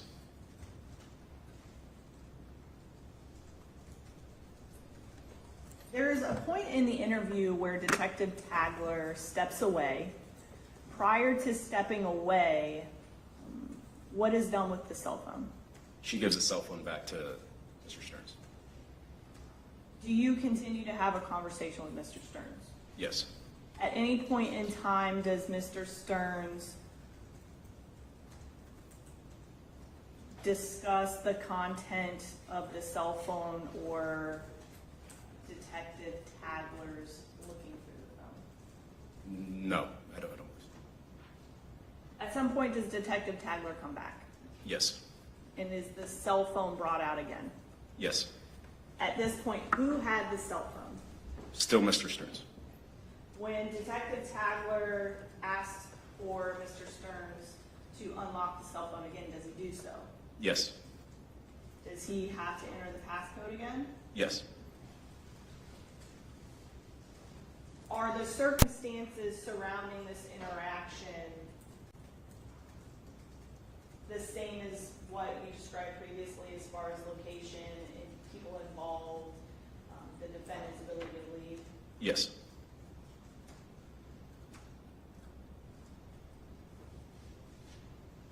At the time that that interview concludes, Detective Tagler keeps Mr. Stearns' cell phone, correct? Yes. What information did you have together about the Madeline Soto investigation? So aside from what we had before, that she had been missing for over 24 hours. He was the last person to see her. There were many inconsistencies surrounding the time frame that he stated. He dropped her off and other things. And then the tag readers and information that we had about his movement.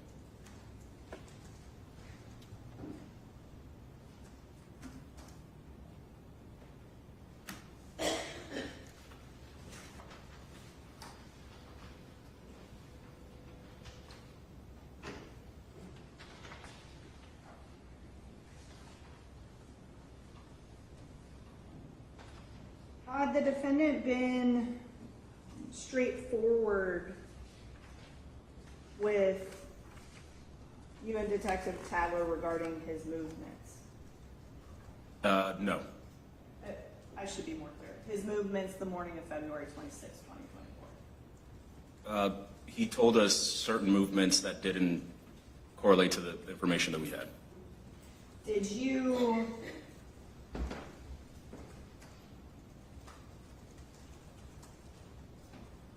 confirm with the defendant that he regularly used his cell phone to get places, look up addresses, get store hours, directions, things like that? Yes, I believe that was brought up. Were you aware that there was very limited location data and mapping location data that was in his phone? Did Detective Tagler check that? Yes. Were you aware also of information that was located in Madeline Soto's cell phone as far as communications between her and the defendant? Yes. What information did you have about that? They communicated extensively, including very late at night.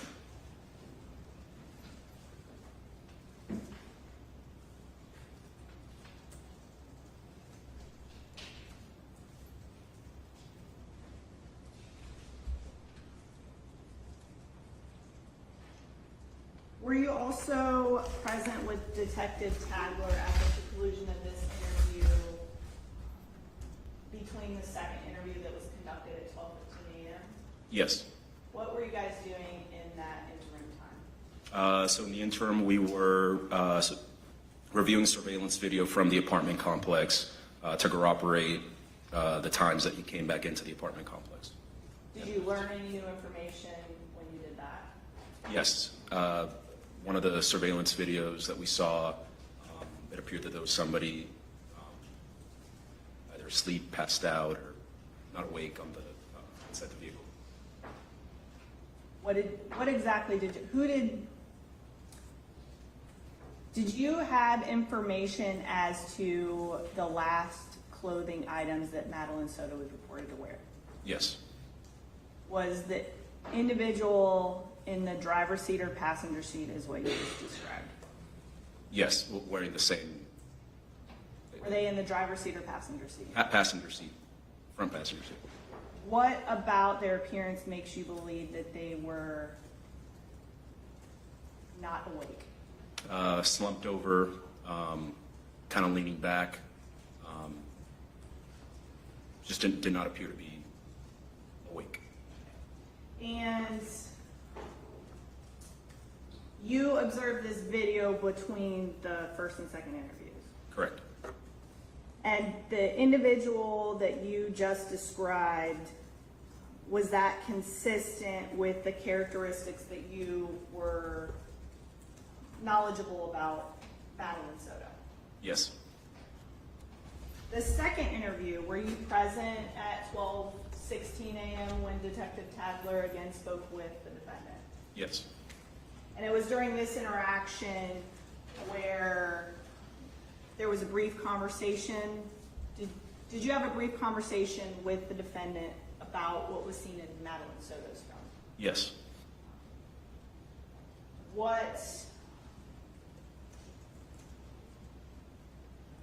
Did the defendant attempt to explain that to you? Yes. What did he say? He initially said she thought of him as a father figure. Then he immediately said she thinks of him as a father figure. Just said that it was a father figure-like relationship.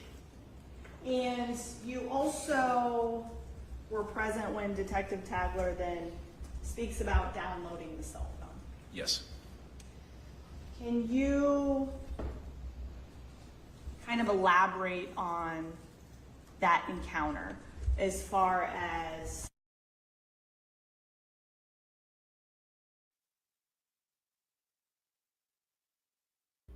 I'm not sure what happened, guys. Hold on. Hang on a second.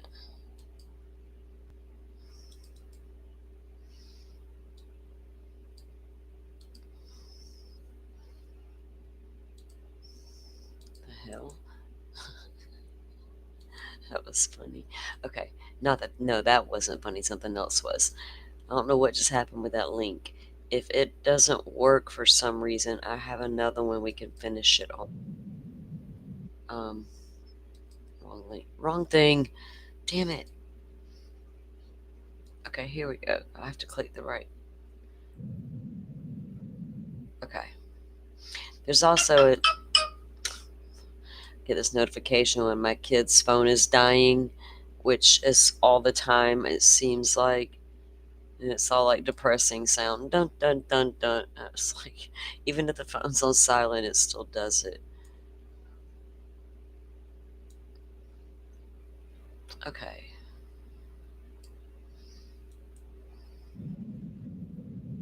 Okay, it's back up.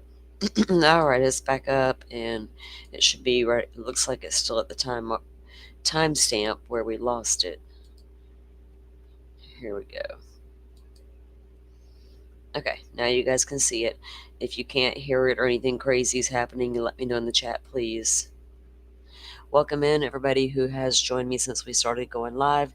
Appreciate you being here. We started off the top of the show with the press conference on the Gilgo Beach update, where they did announce and identify Peaches and her baby and how they got there as to who they are. So you can rewind and catch on replay if you want to see that. And now we're in the middle of this Stefan Stearns hearing. And Slouch, Mr. Icky, Mr. I think you may be right, onto something, shaved that head because he wouldn't take a shower. And we know that because it was in the documents we read. It was nasty. Like, he just refused to take a shower. It's gross. To even think about it as you were reading it, you're like, ugh. Anyway, so maybe he had to shave his head because he just didn't want to freaking wash the nasty shit. Whatever. He kept leaning into that microphone like he wanted to eat it, like a fucking robot. What was that shit about, y'all? While I got time, I'm gonna sit here and rant because I can't stand this dude. But what was up with that? It's like he was sitting there, you know, like maybe he gonna have a condition next. Oh, his TBI, is that what caused that? And his medications. Sits there like that and then leans all into it and speaks into the microphone, and he like didn't look side to side, didn't look up, didn't look at, just like stared at the mic, like robotic as hell, putting on a fake show. My God. Okay. He might have got some bugs or something. You never know. He's in a large county jail down there. I think Maricopa, where Lori's at, is way worse than them Orlando jail area jails. But Kissimmee, the whole area down there, they're not the best, I'm sure, because they're big. They're a lot much larger cities. Shit, the one we had, we got a new one now. I think it opened a few years ago finally because the old one blew up. Yeah, literally blew up. Can you imagine your town jail blowing up? Mine did. They call it an accident from, that old furnace down there in the basement.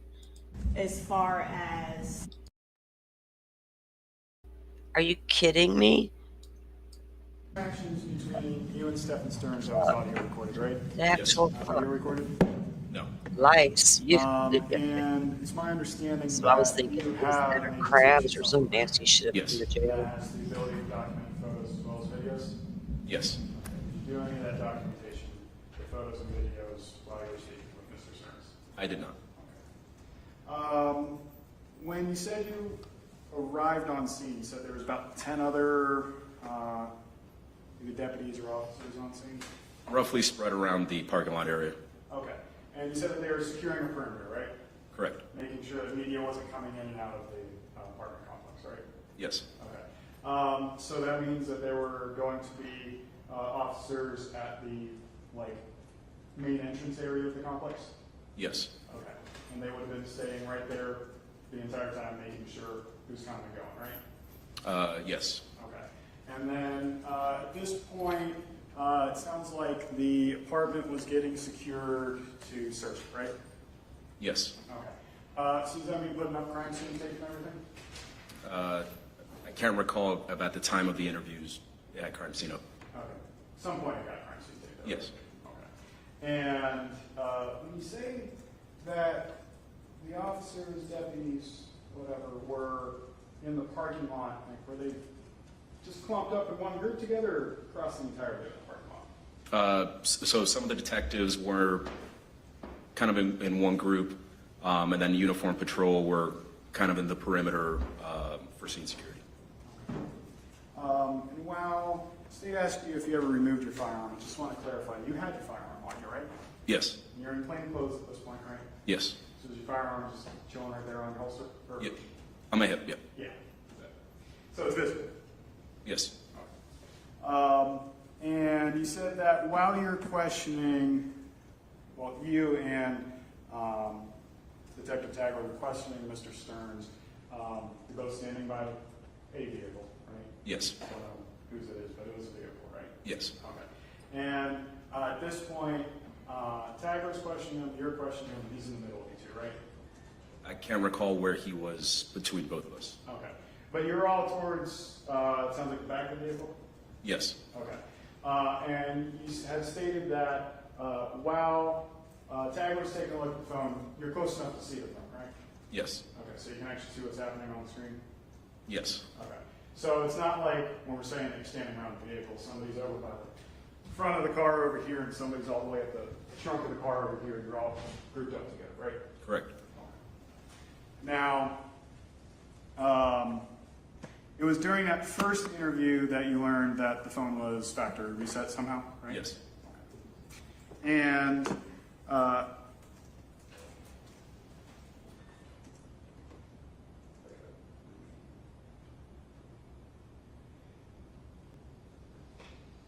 when y'all were leaving the scene, it sounds like Tagler gave you the phone?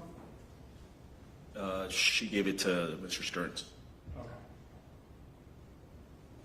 At the entirety of both first interview, second interview, everything. When you're taking the phone to the sheriff's. Oh, sorry. Yes. Yes. Yes. Gotcha. So you had the phone at this point? Yes. Before you had come into possession of the phone to take it back to the sheriff's office, it sounds like it was in Tagler's car? I'm not sure where it was. Okay. But between the first interview and the second interview with Mr. Stearns, it sounds like there's about maybe a 4-hour gap, right? Yes, somewhere around there. Somewhere around there. And at that point, you said that you went to the management to kind of take a look at the video surveillance, right? Yes. Okay. It'll take 4 hours to go through all the video surveillance? Not all just at the video surveillance. We were also debriefing kind of next steps, things like that, discussing the case. So when you're saying debriefing, right, just you and Tagler, or are you talking other people? Other people, the unit. Okay, so where does that happen? In the management area. Okay. So at that point, while you're debriefing, roughly how many law enforcement personnel are there? I don't recall the number. Can you remember anybody that was there off the top of your head? Sure. Detective Tagler, myself, direct supervisors, so maybe a corporal and a sergeant. Okay. So at least 2 other people present? Yes. Okay. And it's at this point, so that's where you all were talking to supervisors, right? Yes. And at that point, it sounds like one of the supervisors was like, hey, we need to go get that cell phone, right? Yeah, I believe it came up during the conversation. Okay. And then during that conversation, did anybody ever mention, hey, let's get a warrant to download that? Not to my recollection. Okay.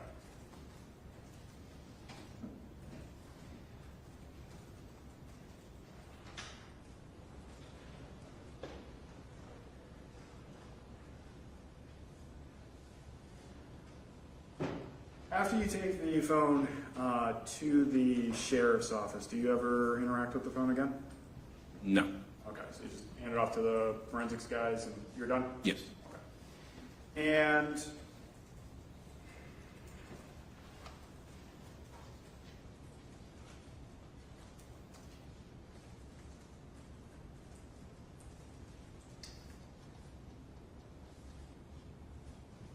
did you ever ask Mr. Stearns if he could download the entirety of his phone? I did. That conversation was had with Ms. Secretary. And did you ever seek a warrant to download the phone? I did not. Did you ever attempt to draft a warrant of anything? I did not. For your phone to convert? Sure.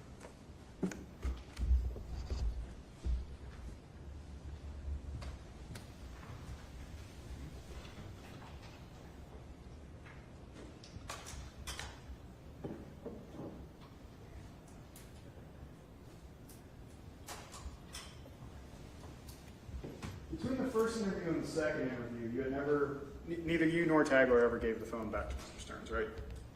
Correct. You held on to it the entire time? Yes. No further questions.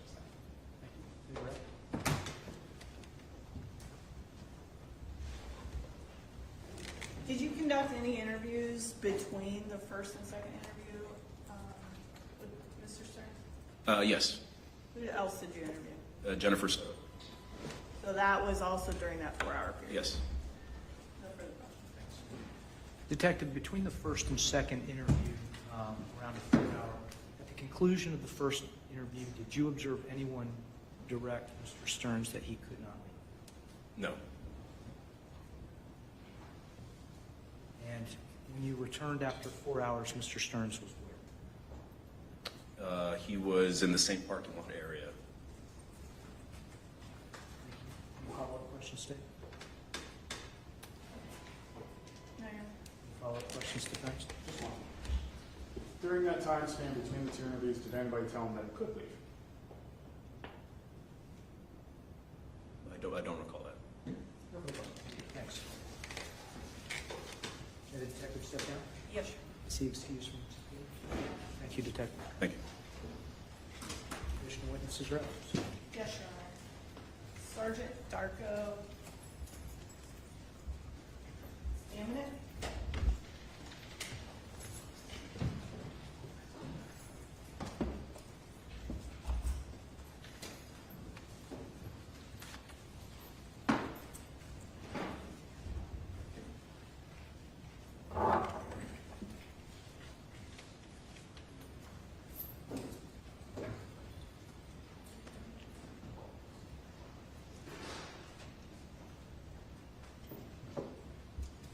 Please raise your right hand this morning.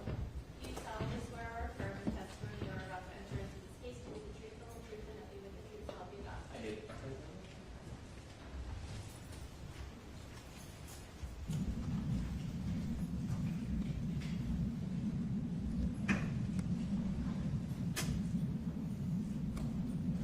Will you please say your first and last name and spell both for the record? Darko Stamenic, D-A-R-K-O-S-T-A-M-E-N-I-C. How are you employed? I am currently a sergeant at the Orange County Sheriff's Office Digital Forensics Squad How long have you been a member of the forensic squad? since June of 2023. What type of training have you undergone to perform some of your duties in the forensic team?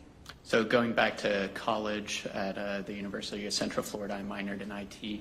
After that, I went to Cellbrite School, where I became a Cellbrite certified operator as well as Cellbrite certified physical analyst. Those are two certifications that we have to use some of the tools that we use. And then I also went to the International Association of Computer Investigative Specialists, where I obtained my certified computer forensic examiner certification as well. Did you download any phones as part of the investigation into the disappearance of Madeline Soto? Yes, I did. Did you first download a phone that belonged to Madeline Soto? Yes. When did you begin that cell phone download? It was shortly after 2 p.m. on February 27th.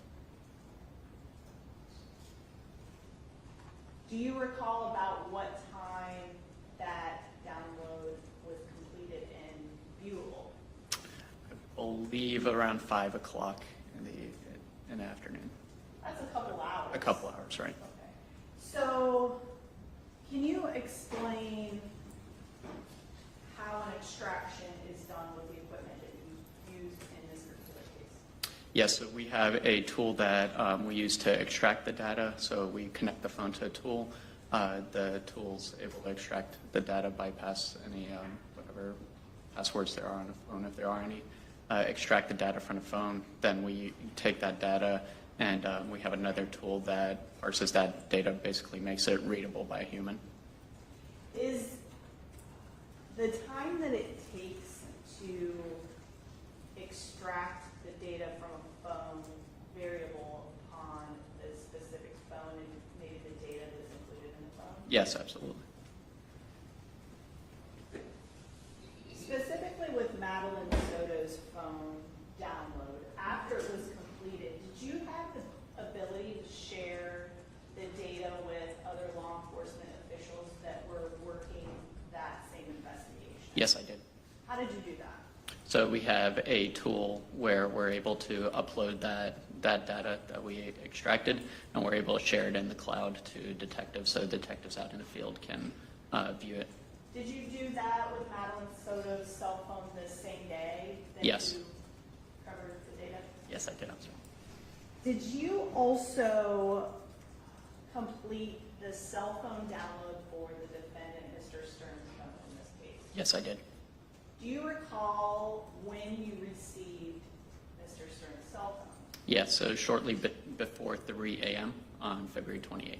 Did you wait at Orange County Sheriff's Office Central Communications Building? I did, yes. So you waited for Detective Acosta to come from Kissimmee? Correct.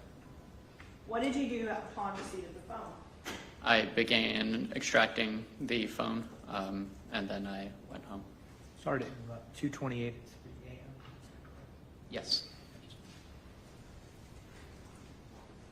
So what specifically did you do with the phone to begin the extraction? Connect it to a tool and follow the procedures on the tool to begin the extracting the data. Was the cell phone itself secured in any way prior to your receipt of it to secure the data in the phone? Yes, it was placed in airplane mode. And after you plugged the phone into the equipment that you utilized, you said you went home. Correct. Did the cell phone download process during your period of absence? Yes. Did you secure the room that this was being completed? Yes. And what time did you arrive back? I believe it was about 8 a.m. Did you check on the progress of the phone download when you arrived back? Yes, Was it completed? it was. Can you explain, for this particular phone, I believe it was a Samsung type phone? Correct. How do you factory reset it? Yes, so you have to go into the settings of the phone. I believe the next button says general settings, so you have to go into there. Once you go into there, you have to scroll to a button that says factory reset. Once you press the factory reset button, it asks you a couple of times if you're sure. It makes you type in your PIN code to the phone again to verify that it's you to reset the password, to reset the phone, I'm sorry. So it's multiple steps to actually accomplish a factory reset. It is, yes. Is this possible to do if you're simply updating the operating system on that particular phone? No, the button to update is in a completely different part of the settings. When this specific phone is factory reset and the user goes back on to, again, utilize the phone,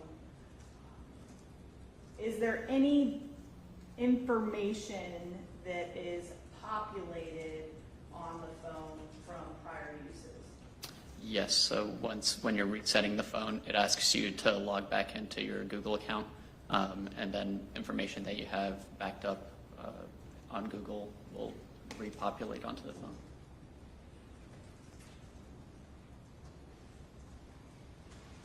If the phone is placed in airplane mode, does that prohibit the phone from resyncing with a Google account?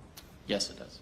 If items are subsequently deleted from a Google account and the phone is in airplane mode, do the items remain on the phone if they've been backed up? They do. If a phone is factory reset, is it still possible to obtain location data and other information from before the factory reset? It is, yes. How do you do that? Different ways. So, for example, the pictures, if pictures are backed up, if the pictures are pulled again, the pictures may have location data associated with them. So things of that sort.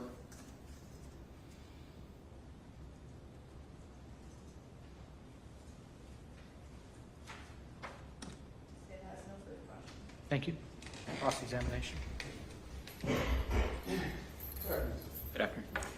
So, you're in charge of doing the forensic downloads on the phone? Correct. Okay. And when you're doing those forensic downloads, you said that there's a tool that you plug the phone into to fully download the phone, right? Correct. So it's not just downloading the information that's immediately accessible to the user, it's downloading everything, right? Correct. When it's doing that download, does it do a bit-by-bit copy of the entirety of that drive? No, it depends on the phone.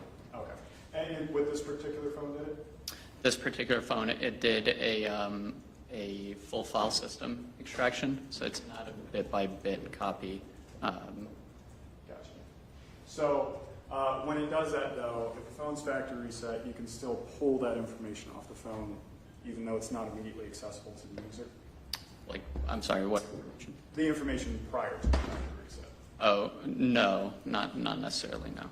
Okay, not necessarily, but in this case, you were able to pull information prior to the factory reset, right? Yes. Okay. Yes. And when it comes to pulling that information, how long can that information stick around on the phone? So in this case, the information had repopulated after the reset. So it was on the cloud, and then it repopulated on the phone automatically after the reset. Okay. Do you know at what time it repopulated? It was, I believe, around 2 a.m. After the reset. I believe the reset was around midnight, and over the next couple of hours, the phone repopulated. When you're saying 2 a.m., same day that you downloaded it or before? No, it would have been when the phone was reset, and I don't want to speculate on the date. Gotcha, no problem. And when it comes to a phone being factory reset, are you on any kind of timeline to make sure to recover data? Not really, no. Okay, so that's not a concern to law enforcement, right? No. Okay, so once it's factory reset, doesn't matter. Right. Of course.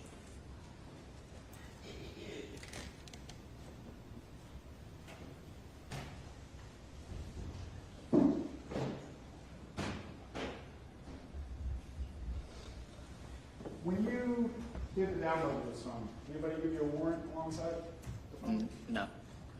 No further questions. Read rec. No, Witness, step down.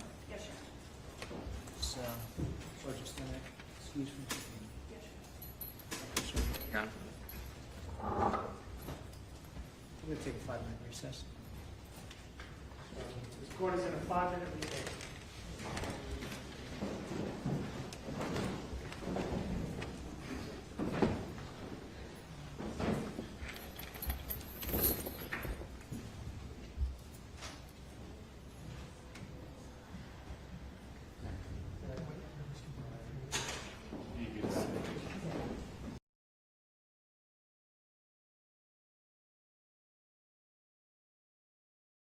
Sorry, I was switching back to my headset. They said 5 minutes. Is that what they said? We'll take it down and I'll refresh it. Freak of nature. Ew, I could just throw like, y'all know what? We could like, you could cut out and like print it and do darts. Just fucking throw darts. Can you take a nap, Stefan? Lie down for a moment. So, look, get out of here. Oh my God, guys. So what do y'all think? So I think in the morning, or not in the morning maybe, because they go live early enough, but during like lunch, Karen trial lunch, we can go over Detective Tagler's interview with Stefan. Maria Tagler's interview. I believe there was two, I think, butterfly total. I got to double check my playlist. Anyway, and I can also go check the Patreon. So anyway, we can review that interview and see what up. What do we think once we listen to it again and make our conclusion? Dolphin, if you're still listening, and if you, I know you've heard it as well.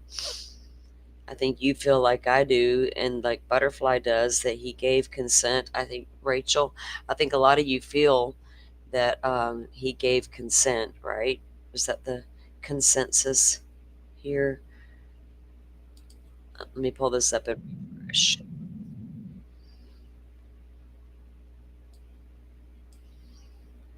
I can fast forward through that. That's what I'm going to do because. Okay, let's see.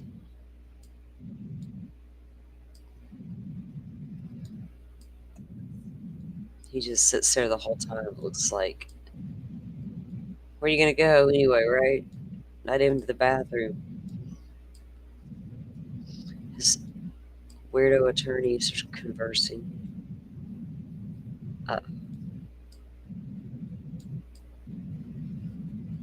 Okay, let me pull the screen back up for you guys so you can see what I'm seeing. Thank you guys for coming in, spending your evening with us, and justice for Maddie, right? I mean,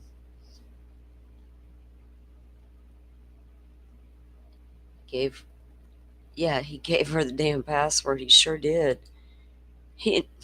Whatever. He can say what he wants, and he can say, I don't care how many times he cried throughout the multiple interviews that we have heard about, about his tranquilizers, his Ativans, you overtook your Ativans, sir. Please sit down with that shit. If you take an Ativan, as prescribed, you're probably not even going to realize you took a medication. Not like you're describing.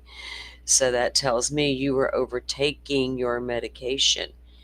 And I'm pretty sure in all those thousands of documents I've read so far, there was methamphetamines found in that house along with marijuana, which is whatever with the marijuana. Jen's vape was also THC, but whatever. But it's the other stuff that was of concern to me, you freak. Were y'all giving Maddie Ativan as well? Because y'all sure love to get your fucking sleep. It's all about getting that sleep on. You stressed how Jen needed to eat a good meal at night because, she had to take those meds. And then she had to go to sleep and get that good sleep. So Jen would eat a good meal and get her sleep on while you got your freak on. Oh my God. Y'all got to pull me off the ledge. I need somebody up here who's willing to be the one to grab me and pull me off. Dolphin should probably push me and I'd take her with me. Come on, bitch, let's go. Let's go jump his ass. I think I would get a lot of time if I did, but I can't be saying that shit out loud, should I? The primary basis for the state's argument is on full What if I forms. could provoke him? Or just start being really nice and writing letters and catfish the shit out of him. He's probably an easy target for that. Understood. So, Huh. did you anticipate presenting witnesses or evidence? Goes on in your fucked up head, dude. So you're just going to present an argument? What makes guys like you tick? Based on, right now we have the chain of how. Get in the microphone. Out, and then getting to the cell phone network, and then there's the warrant.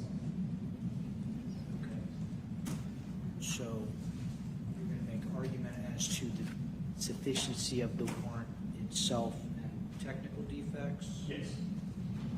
And rely on the evidence that's been adduced in cross-examination to support the probable cause, or the lack of probable cause for the...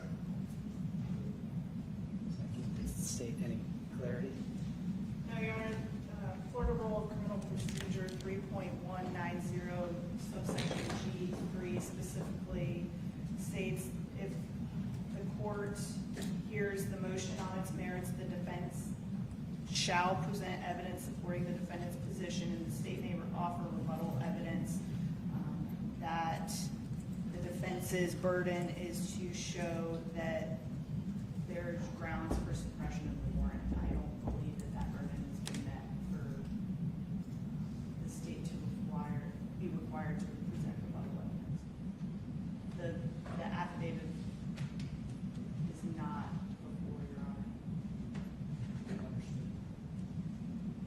All right, so as to sufficiency of the warrant, what evidence does the court have to make some determinations as to the sufficiency of the warrant? Talking about the technical defects that are alleged in the motion. Yes, Your Honor. At this point, it's actually part of the court file, so we ask the judicial notice of the search warrant. It's not part of the court file. Search warrants are not part of the court file. Absent some affirmative presentation of evidence regarding the argument, that's some kind of technical deficiency that makes the search warrant of the Google activity unlawful. It's going to be hard pressed to make a determination as to that. Let me ask the state. Requiring the defense to recall the witnesses that have just testified, or if they can find their argument to information that was elicited either in direct on cross, does that satisfy their burden, or shall we go through that entire exercise again? Sure.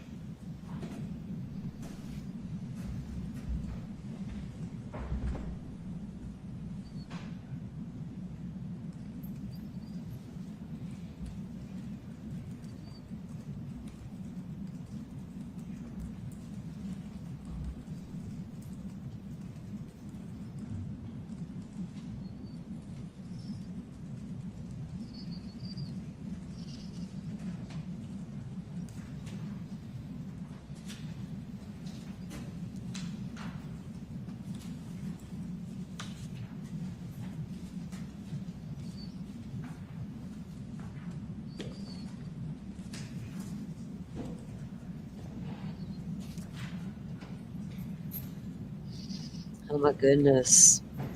What are we looking at?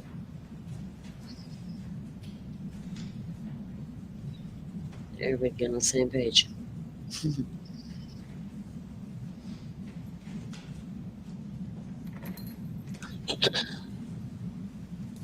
Your Honor, the state is of the position that the defense's burden regarding challenging the search warrant has not been met. The state's not going to require the defense to recall the witnesses that have previously testified. However, there is no information before the court about the Google search warrant at this point. So the state's position is that they have not met their burden pursuant to the Florida Rules of Criminal Procedure to shift, to require the state to present rebuttal evidence at this point. I can agree. And under constitutional law, they failed to prove it.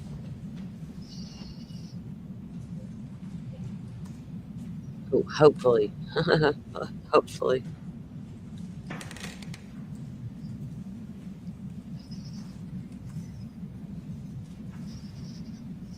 Additional testimony, was going to rely on the testimony that's been provided. There was a direct, there was a cross-examination and a redirect. That information is in the record. Defense can make argument that that satisfies their burden or not? Is the state anticipating presenting additional evidence?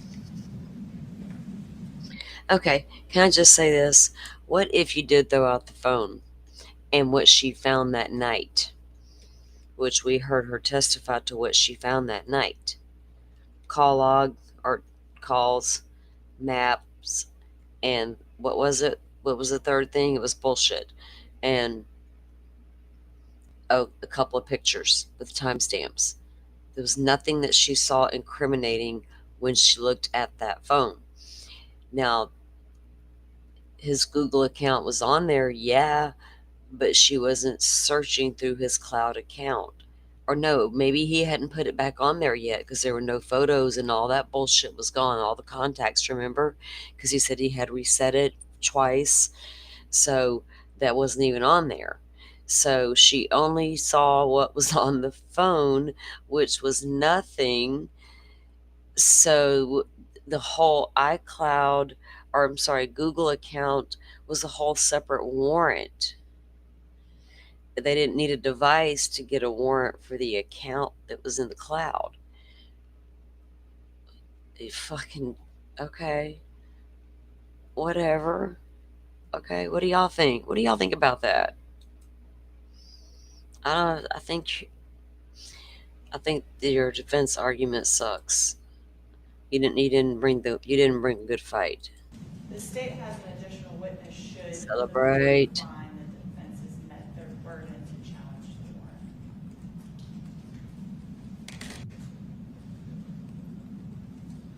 Defense makes an argument that Google warrant relied on illegally obtained evidence, and that there was no attenuation or intervening circumstances that urged obtainment. There's her testimony from the investigating detectives that challenges the legality of both the search and seizure. That appears to be what the challenge on the warrant refers to, and that it is invalid as fruit of those illegal searches. As far as the application failing to establish probable cause, the court does not have the application. As far as the legal standard, probable cause in digital search warrants, the court is uncertain what kind of warrant this was or whether it was a digital search warrant. The argument that it fails to establish the sufficient nexus between the Google account and criminal activity, I don't have the affidavit, so that would be a difficult finding for the court to make. The reliance on boilerplate language, again, we have no evidence to support that argument. The temporal scope of the court would have no evidence to support that argument, and peculiarity for digital searches. Without additional information, the court would find that there's no evidence to support that argument. As to the evidence supporting the arguments that the search warrant is invalid based on lack of probable cause, based on reliance on illegally obtained evidence of intervening circumstances purging that taint, and being invalid as fruit of an illegal search and seizure. I think that evidence has been reduced in combination with the first two motions. So as to those issues, the court will find that there's been record evidence that supports that argument. Given the hour at this point, defense will be asking if we can buy for three, first two motions, third. These three motions were set together, and we're going to address all three. Given the court's ruling, the state will call its next witness, Detective Taylor Heller. Heller?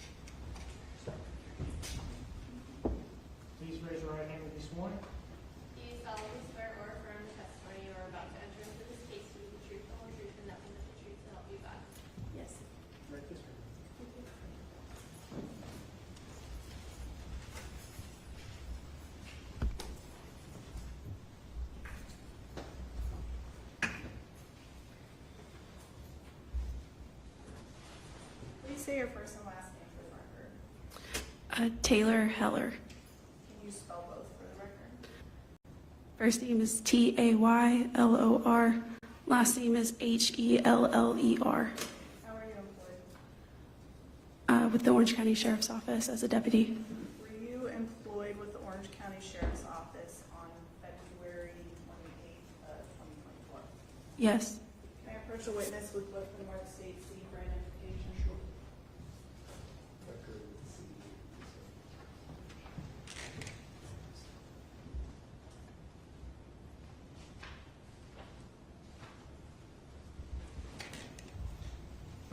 Can you take a look at State C?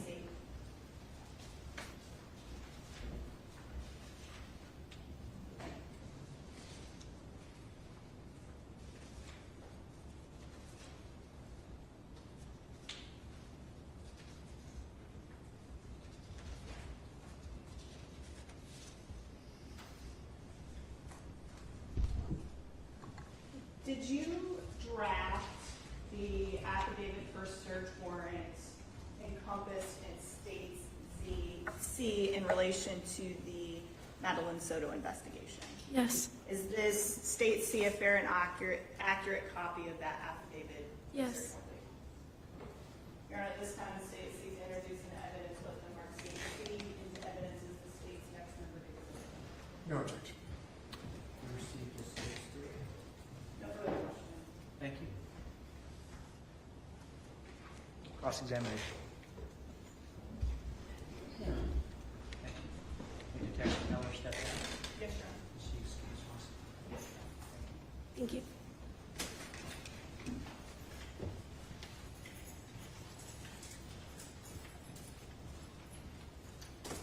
Additional witnesses or evidence? No, Your Honor. Witnesses or evidence defense?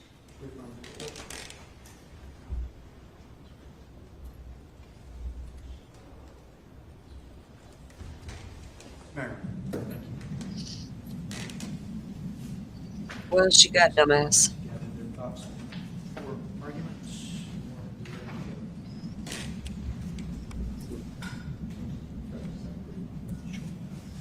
Take a 5-minute recess. Inside we'll have 20 minutes to present their argument. I'll ask that you compartmentalize into the individual motions.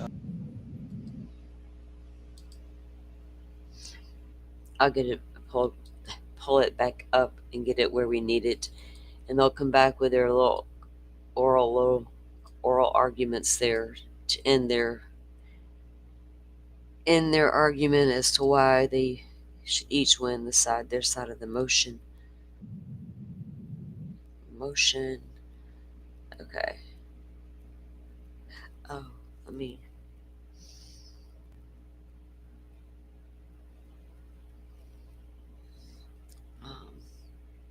I'm sorry, I'm making a note to do something.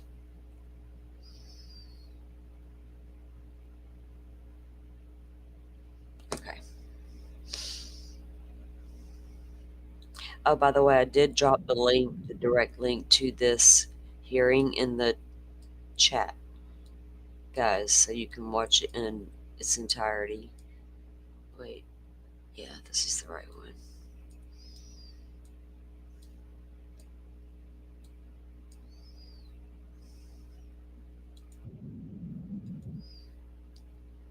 Okay, let me get the screen back up.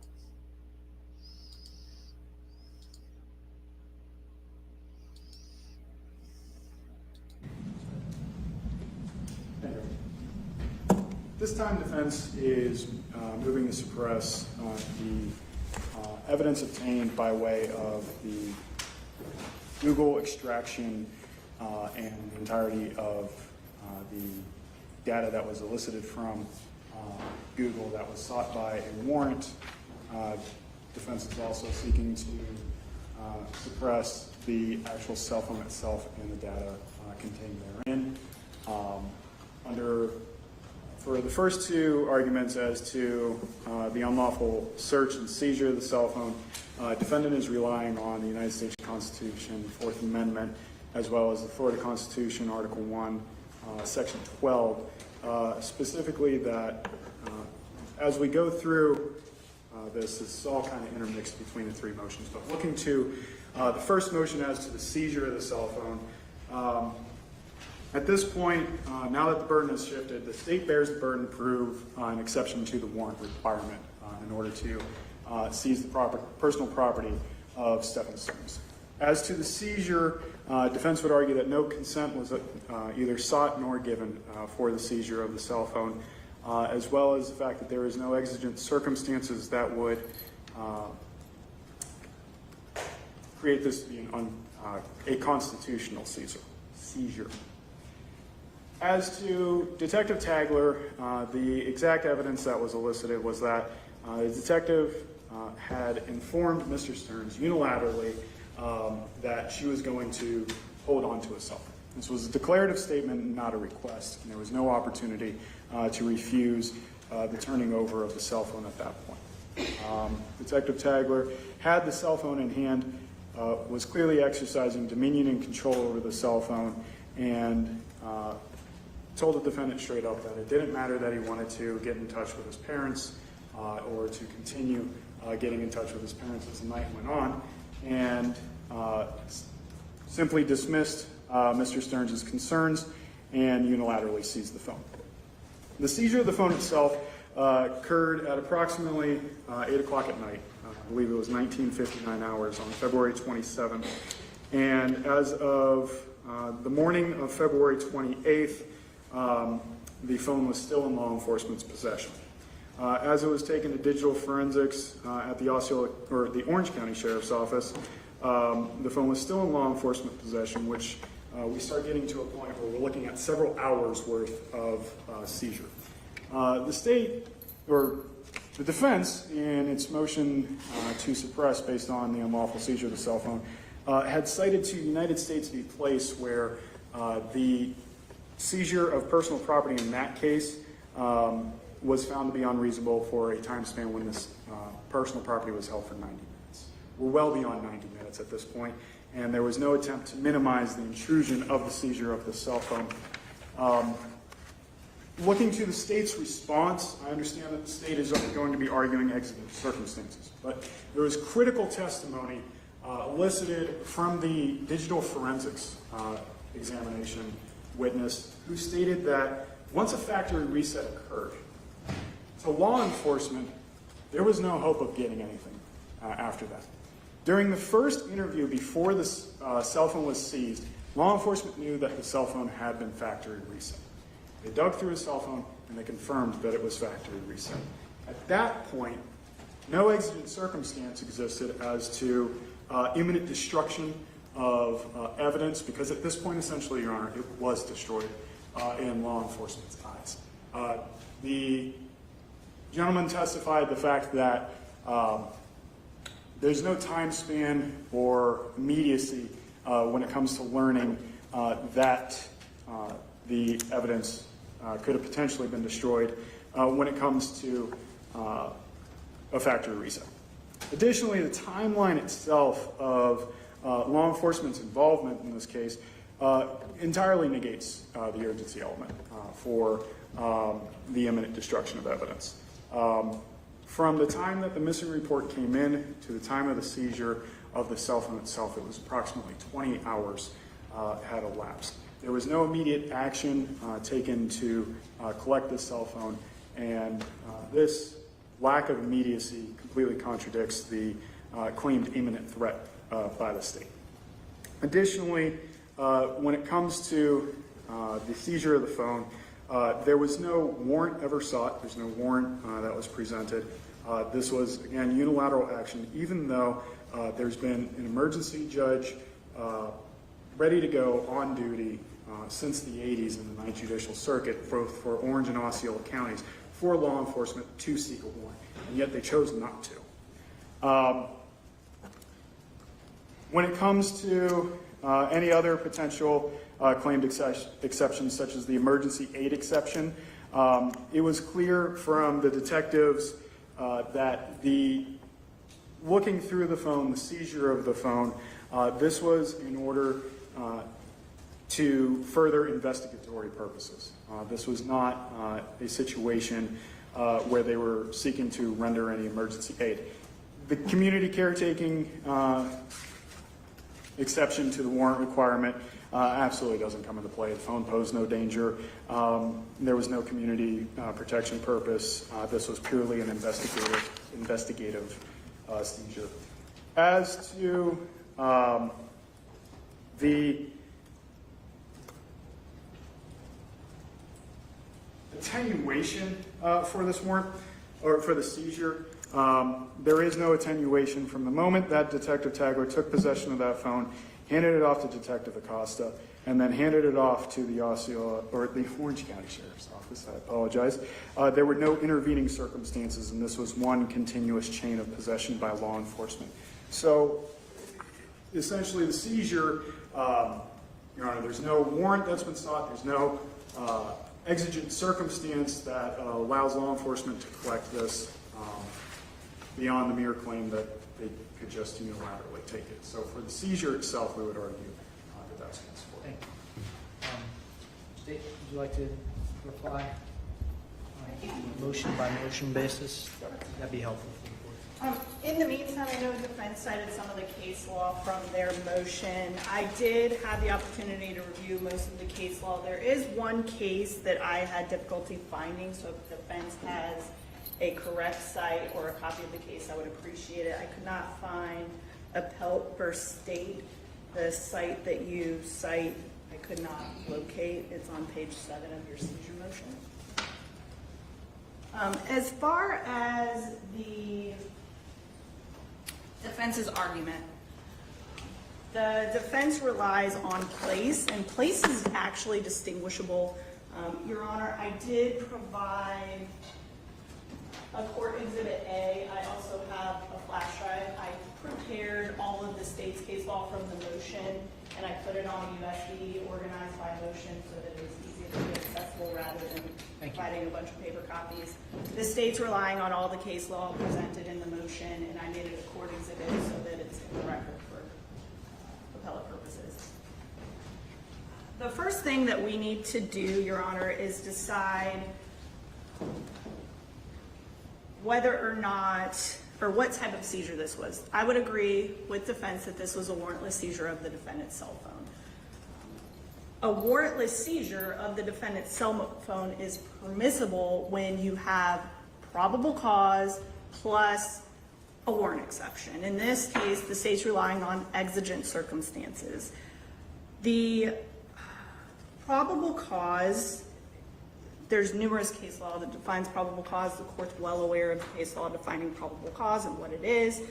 Exigent circumstances, there's also a lot of case law regarding exigent circumstances. The specific cases that the state is relying on are U.S. v. Babcock, State v. Darter. The state has to show for exigent circumstances. The test that's used is an objective one. The factual inquiry is the totality of the circumstances. The exigent circumstance that the state is relying on in this particular case is the destruction of the evidence. Courts have found this exception particularly compelling when you're dealing with digital evidence, and that can be found in the Babcock case. We have detectives who are on scene with the defendant, and at the time that the defendant's cell phone is seized, which is approximately 8 p.m., they had the opportunity to view some of the items in his cell phone. They also knew that Madeline Soto did not report to school. Madeline Soto has been missing for over 24 hours. The defendant was the last individual to have seen Madeline Soto alive or seen her in person. The defendant attempted to destroy evidence already by factory resetting his phone. He did this on the same day as Madeline's disappearance. That's evidenced by the history that is in his phone that he consented to looking at. The sergeant from the forensics unit testified what it takes to go ahead and factory reset the phone, but he also indicated that when a phone logs into the Google account and the backup starts repopulating, which is what happened in this case, that content will stay on the phone as long as the phone is not syncing with the Google Cloud account. There's evidence and testimony that upon the seizure of the phone, law enforcement officers placed the phone in airplane mode to prevent that seeking. Should the defendant have accessed his Google account and removed multiple items from the Google account, it would not have removed it from that particular cell phone because that cell phone was in airplane mode and was no longer syncing with the Google account. How did it sync? How did it repopulate it? Not syncing. When the phone was factory reset and that information corresponding with that Google Cloud account was input upon the starting up of the phone, everything that was backed up on the Google account from that phone began populating on the phone. And that's the 2 a.m. population that Sergeant Stamanik mentioned that occurred the early morning hours of February 27th. So prior to these interviews, all of those photos and everything else began to populate on that phone that was in his backup. So when law enforcement saw that there were various items missing and the defendant had already tried to destroy the evidence, it was at that point that they seized the phone, placed it in airplane mode to prevent further destruction of evidence.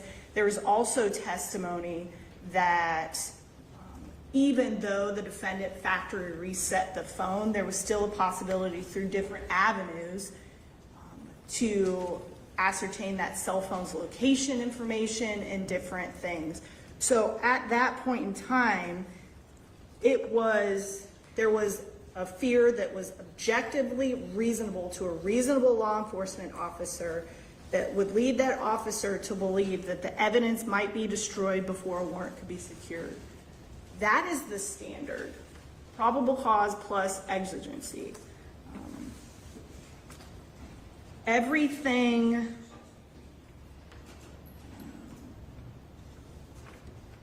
that was known to these law enforcement officers prior to this seizure supports the probable cause finding as well as the exigency finding.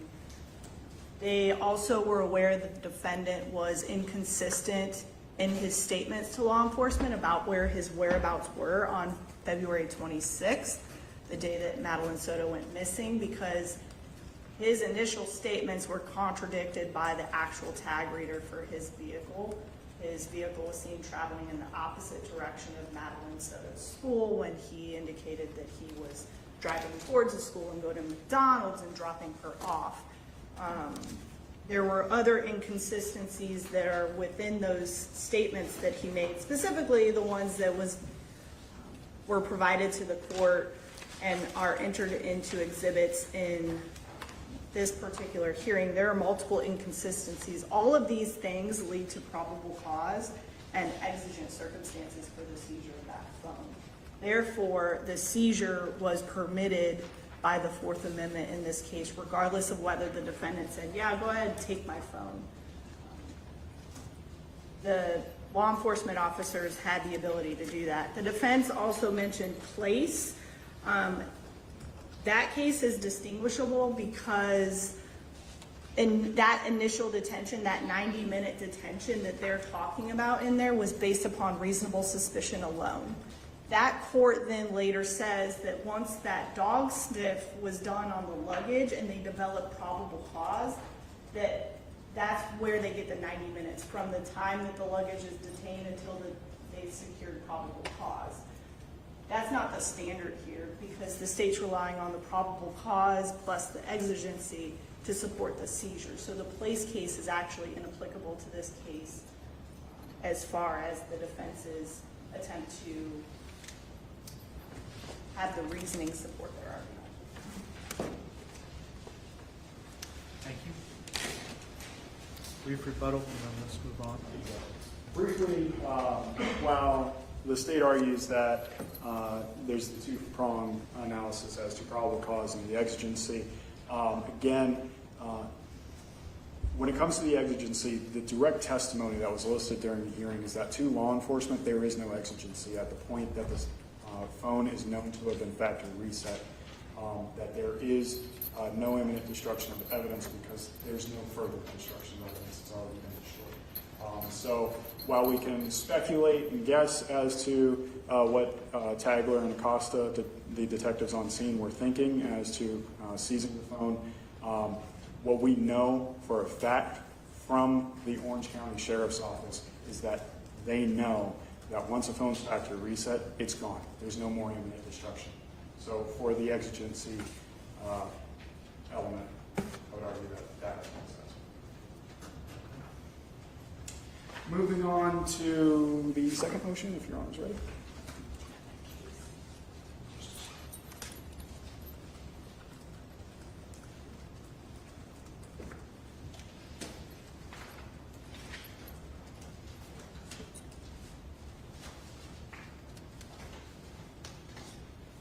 Mr. Johnson, I'm ready. Yes, Your Honor. As to the motion to suppress the unlawful search of the cell phone, again, the burden is flipped to the state. They have the burden of proof to show some kind of exception to the warrant to search this phone. There was no warrant ever obtained for the actual search of the phone, be it the searches done by Detective Tagler on scene, nor the actual cell phone forensic download. Now, as to the first request by Detective Tagler on scene as to the maps, the statements from Detective Tagler was, "Do you mind if I look at your maps real quick?" At that point, the defendant, Mr. Stearns, had indicated, "Yeah, that's fine." When we look to consent, scope of consent is an essential element when looking to the validity of law enforcement's actions. At this point, there was limited consent to look only to the maps application only, not consent to search the entire phone. As to the second request, as to when Detective Tagler asked, "Do you mind if I just take a picture of your history?"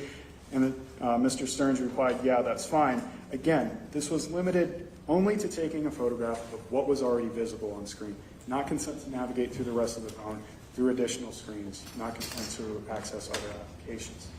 To the third request from Detective Tagler, if I can go into your settings real quick. I just want to see if you're logged onto your Google. Again, at this point, after pressing Mr. Stearns agrees, but again, this is, limited consent as to merely looking at the settings screen to determine if he's logged into Google. At no point did any of the detectives or any member of law enforcement seek consent from Mr. Stearns to go through the rest of his cell phone, which then we can see Detective Tagler's overstepping the scope of consent when she later indicates, "I was checking your call history. I noticed that you don't have anything before this morning." But when questioned, and as evidenced in the recordings that Your Honor has, there was never any consent sought or given as to checking the search of the call history in this case. So that is completely outside the scope of the searching of the maps, the history photo, or the Google login check. Additionally, when we're looking to consent as to Detective Tagler's request to do an entire forensic download of the phone, this is where defense relies on the Ramirez factors. When looking to the Ramirez factors, the defense looks to Mr. Stearns' freedom to leave. While the state is going to argue that he was free to leave, and the detectives stated that he was free to leave, no statement was ever made to Mr. Stearns that he was able to leave the scene at any time. Instead, what happened is that... Is that required, or is that a factor to be considered? It's a factor to be considered. And when considering that factor, we're also looking to what a reasonable person would feel in that situation. So at this point, Mr. Stearns is being corralled by two detectives by a vehicle. He's not allowed to go back inside of his home. He's not allowed to go inside of his own car. When it comes to the apartment complex, there's law enforcement all around. There's law enforcement at the entrance regulating who's coming and going outside of the apartment complex.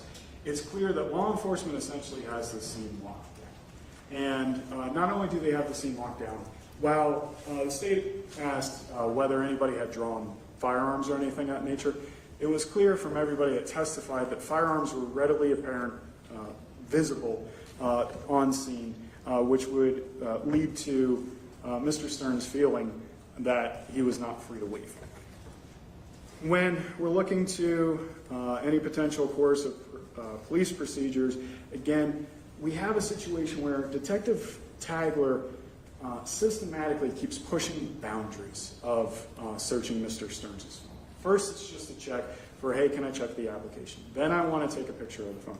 Then we're going to keep pushing into the settings. And then the detectives push more and more to the point where they start checking other parts of his phone without asking him for his consent. So at this point, a reasonable person would believe that, well, law enforcement has my phone in their possession. Law enforcement's going to keep looking through the phone.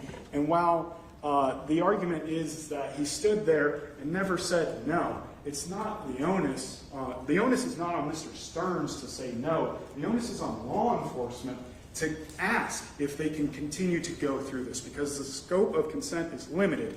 And while the detectives and the state want to argue that, well, he stood right there and never said no, Your Honor, some 200 years ago, our forefathers said no for him. That said that we have a situation where there's no warrant. Law enforcement has seized his phone. They're searching his phone. The Fourth Amendment says that you cannot do that. The no has already been said for him. When we're looking to the ability to refuse consent, additionally, law enforcement never told him that he could refuse to allow them to look through his phone. As to the education and intelligence, when it comes to law enforcement's testimony, they knew that Mr. Stearns was currently in a state of, or this actually goes more towards physical and mental state, that Mr. Stearns was currently in a distraught, stressed out state. They were aware that he was taking medication to try and fall asleep, to take care of himself during these long hours during the course of this investigation. When we're looking to the actual physical state of Mr. Stearns, we know it's about 50 to 60 degrees outside. We know it's night. We know the sun has gone down. We know law enforcement's with him. We know that he's in flip-flops and khaki pants, and he's not allowed to go back inside his house nor his car. So physical discomfort may have affected his decision-making process. When we look to the standards here again, it's not what law enforcement believes that Mr. Stearns was. It's what would the typical reasonable person have understood what the situation was. And in this case, Your Honor, the defense would argue that as Detective Tagler consistently pushed the bounds, then held onto his phone, just unilaterally seizing it, dismissing his concerns about trying to contact his family, comes back hours later and gives him the Hobson's choice, that ultimatum of, you can either consent or we can get a warrant. At that point, Mr. Stearns' ability to consent has been tainted, it's been coerced, and for that reason we would argue that all of the searches of the phone violate the Fourth and Article 1 section. Thank you.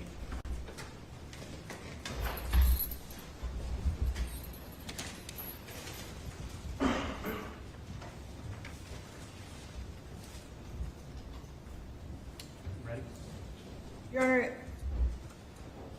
the defense is not arguing that the defendant did not consent to law enforcement looking at his phone. Some of the things that I think are important to point out to the court is that the defendant in this case was free to leave. Both law enforcement officers that were interacting with him were in an open parking lot where he was free to move about. He was in and out of Ms. Soto's vehicle. There was no testimony before, Your Honor, that there was any threats or prohibiting of his movements. The defense argued that Detective Tagler consistently pushed the boundaries. However, Detective Tagler did not push the boundaries of consent in this case. There were multiple things where she was verifying with the defendant his continued consent for her to examine different parts of the phone.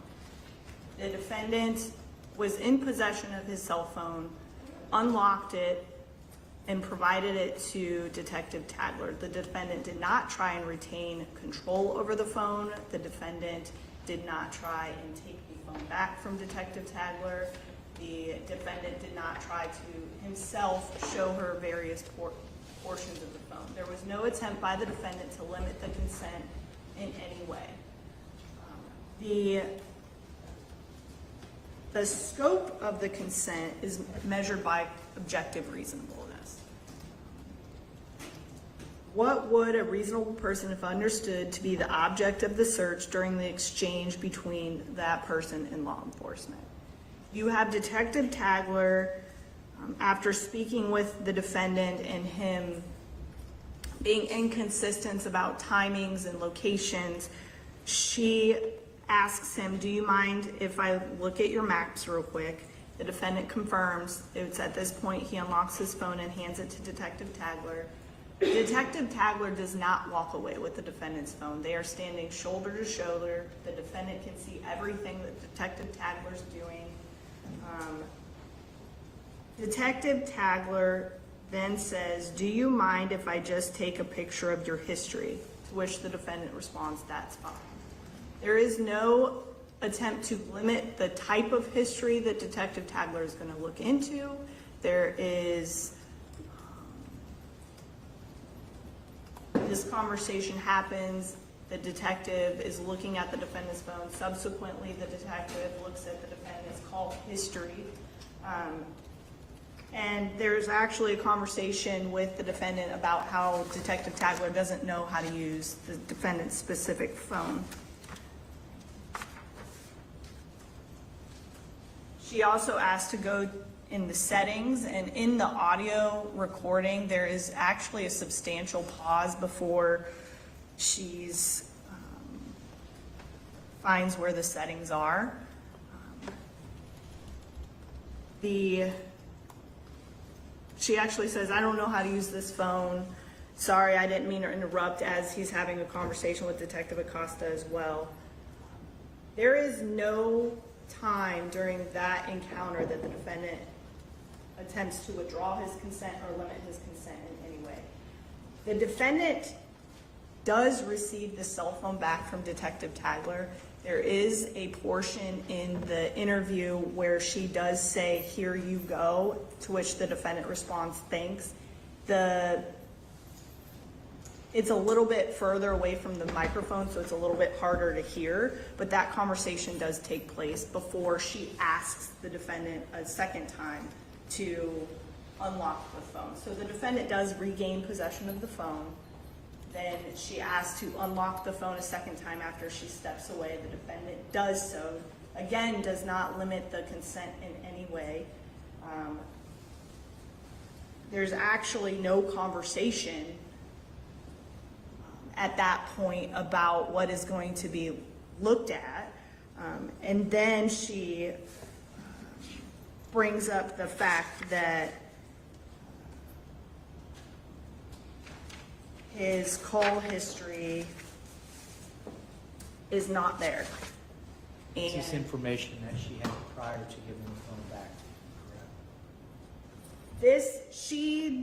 She says, I was checking your call history.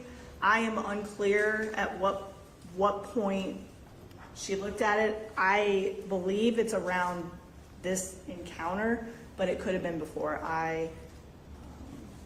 My position, the state's position, is it's during this time frame where she's asking.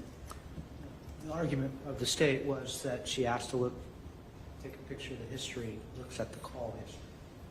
She takes a because it's what a reasonable person would understand the interaction is going to be. My position is that she uses general term history, and then she eventually goes into the call history. Is that on the first time she's got possession? That's in the first time that she has possession of the phone. Yes. At what point in that sequence is the exigency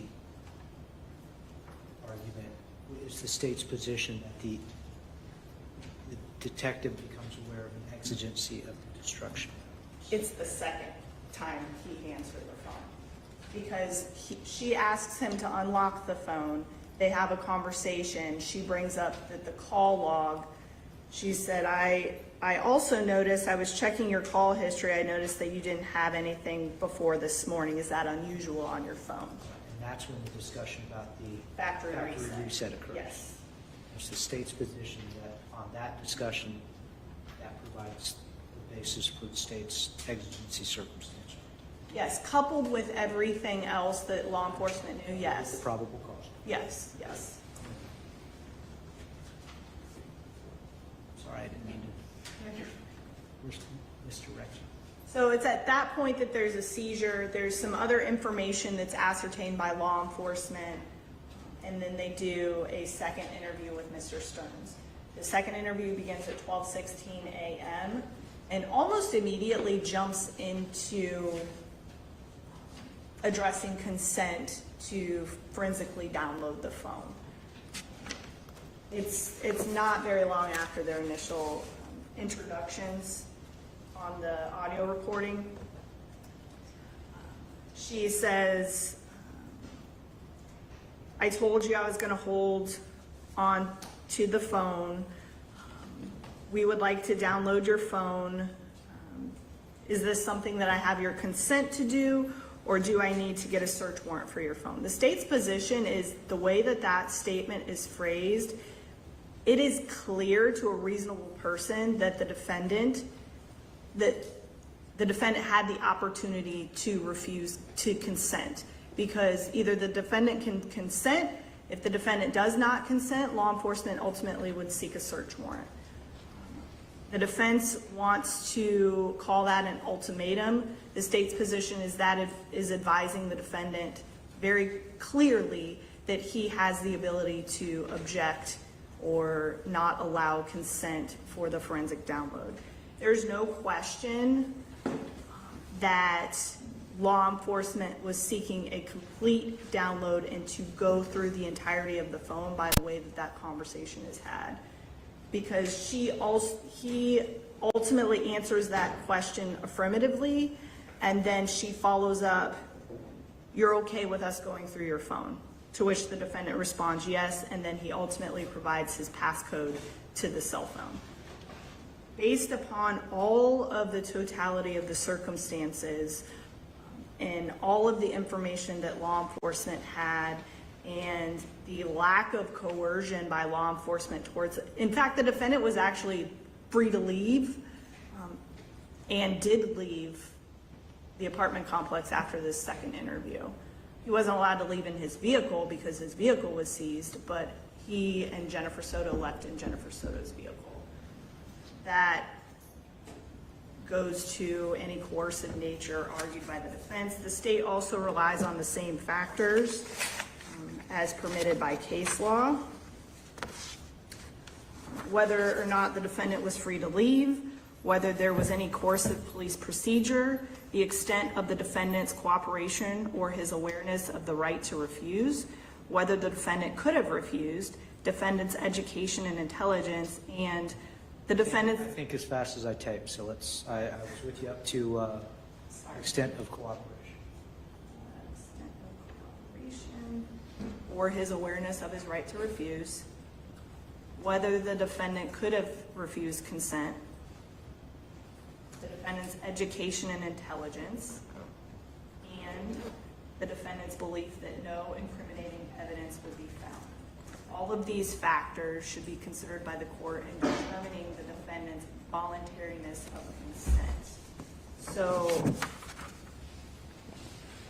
the state has to show that the consent was voluntary by clear and convincing evidence, and the consent has to be freely and voluntarily given. That is the standard. There was some case law that distinguishes it from a formal waiver of Miranda and things like that, other constitutional rights. The standard for consent is whether it was freely and voluntarily. So these factors that we just discussed go to the voluntariness of consent. So for the consent that occurs on February 27th, so that first interview where they're actually looking through the phone, the state's position is that consent was valid. The defendant unlocked his phone twice and handed it to Detective Tagler twice. The defendant specifically consented to map data viewing and documenting his history, reviewing settings to see if he's logged into his Google account. The defendant was standing directly next to Detective Tagler as she was viewing the content. There was not the word history was used in the state's position in a general way. It wasn't a limiting way. And at no point did the defendant intend or verbally or physically or any other way communicate that he was limiting or withdrawing consent. He was free to leave during the conversation. He was not in handcuffs. There was no police coercive tactics. The state's position is the defendant was aware, based upon the questioning, that he had the right to refuse. He could have not unlocked his cell phone. He could have said no. There was a lot of testimony that he was free to leave and he could not have consented. They're not in a confined space. And the biggest one is the defendant thought he destroyed all of the evidence. The defendant factory reset his phone twice on the date of Madeline Soto's disappearance. And the reason why he consented is he believed that everything was gone. So the state's position is that the consensual searches that were conducted in this case were valid and permissible under the Fourth Amendment. Thank you. Brief rebuttal. As to the state's argument that looking to Mr. Stearns' belief that he was free to leave, again, this isn't on law enforcement's observations. It's based on what a reasonable person would believe in that situation. Here, while we don't have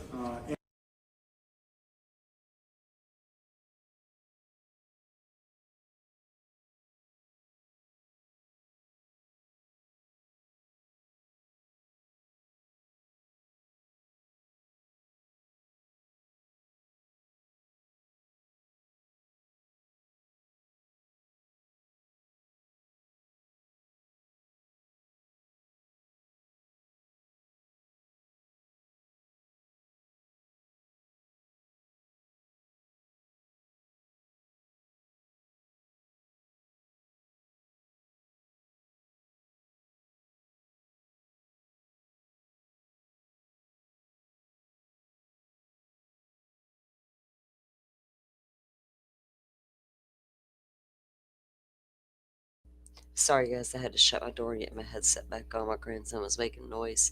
I don't know what the deal was here or why it won't come back up. Hold on.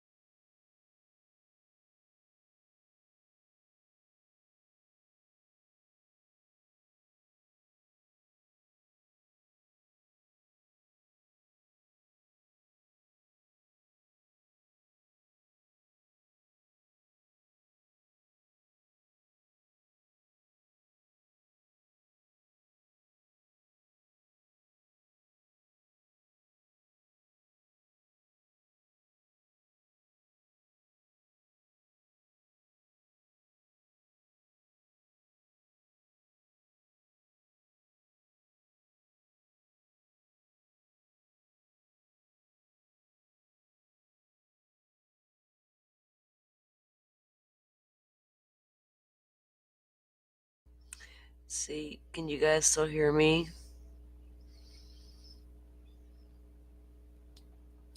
It's like it just ended abruptly. You know what I mean? They did their arguments, and I guess the judge now has to rule on it. Hold on.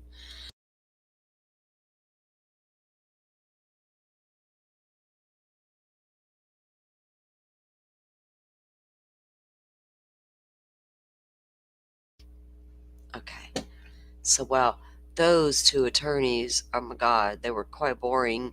And that lady needed to get off the podium before she knocked it over because she was heavily leaning into that thing. Like she was not really, she was just going through the motions, right? I mean, I get your cases can be pretty easy, right? But use it, girl, work it, make it sound good, be a good storyteller, and get it done for sure. Well, guys, we can keep an eye on the docket because I have it pinned. Um, Thankfully, Florida and Idaho do a good job of keeping their dockets in a good little, neat little package for us to find them. So, yeah, 2 hours and 51 minutes, Dolphin. Now, I dropped the link I used directly in chat. It was from a news link channel there in Orlando. And I think it's the same one that the docket used. The docket and Grizzly True Crime also, I think they both aired it live today. And I think they're the only two that I saw so far that did. So, besides that the news link that I got. So I knew yesterday that today it was supposed to be nearly a 3-hour hearing. And I was like, holy cow. I got Koberger got that 8-hour or whatever it was hearing during the Vallow trial. Now here it is, Karen, and I got this fucker coming off with a hearing. Like, okay, we'll get it in, and we did. So that was crazy. I don't think he's gonna succeed with this motion. Do you guys think he's gonna? Let's see, Dolphin. I'll drop.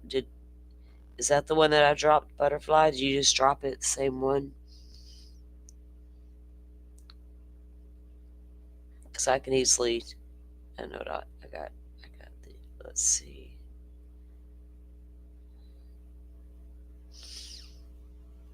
Oh, I have too many playlists. I honestly do. I've been cleaning that up lately. I have some old Idaho 4 ones. Channel 6 out of Orlando. WKMG. Yeah. Okay. Yes, KMG Dolphin. Yes, ma'am. That's the only one that I saw it on today. And then I know, like I said, I know Grizzly and the docket were also both doing it live earlier. We were doing Kieran Reed. Okay. With that said, guys, it's almost 9 p.m. my time. It's been a long day sitting here doing the trial, doing the trial, and they need to get on with the good stuff with the trial. So far, I'm taking good notes because I've got some things to have with my conversation for Saturday with Miss Shorty. Um, so she's like a walking encyclopedia of Karen Reed, right? And she knows a whole lot more than I do. So I'm going into it as like that blind juror. So we're both going to talk about where I sit come Saturday after getting several days of testimony and see, kind of gauge where I go later on. We'll see what happens, right? I got thoughts. So anyway, I will be over there with Miss Shorty on Saturday. But until then, I'll be back in the morning. Now, they've been running. I've been going live at like 8 a.m. because they've been going court like 9 a.m. I think Eastern, 9 Eastern, I believe it is. So we got a whole different schedule than we did with Lori Vallow because it was darn near afternoon before she kicked off.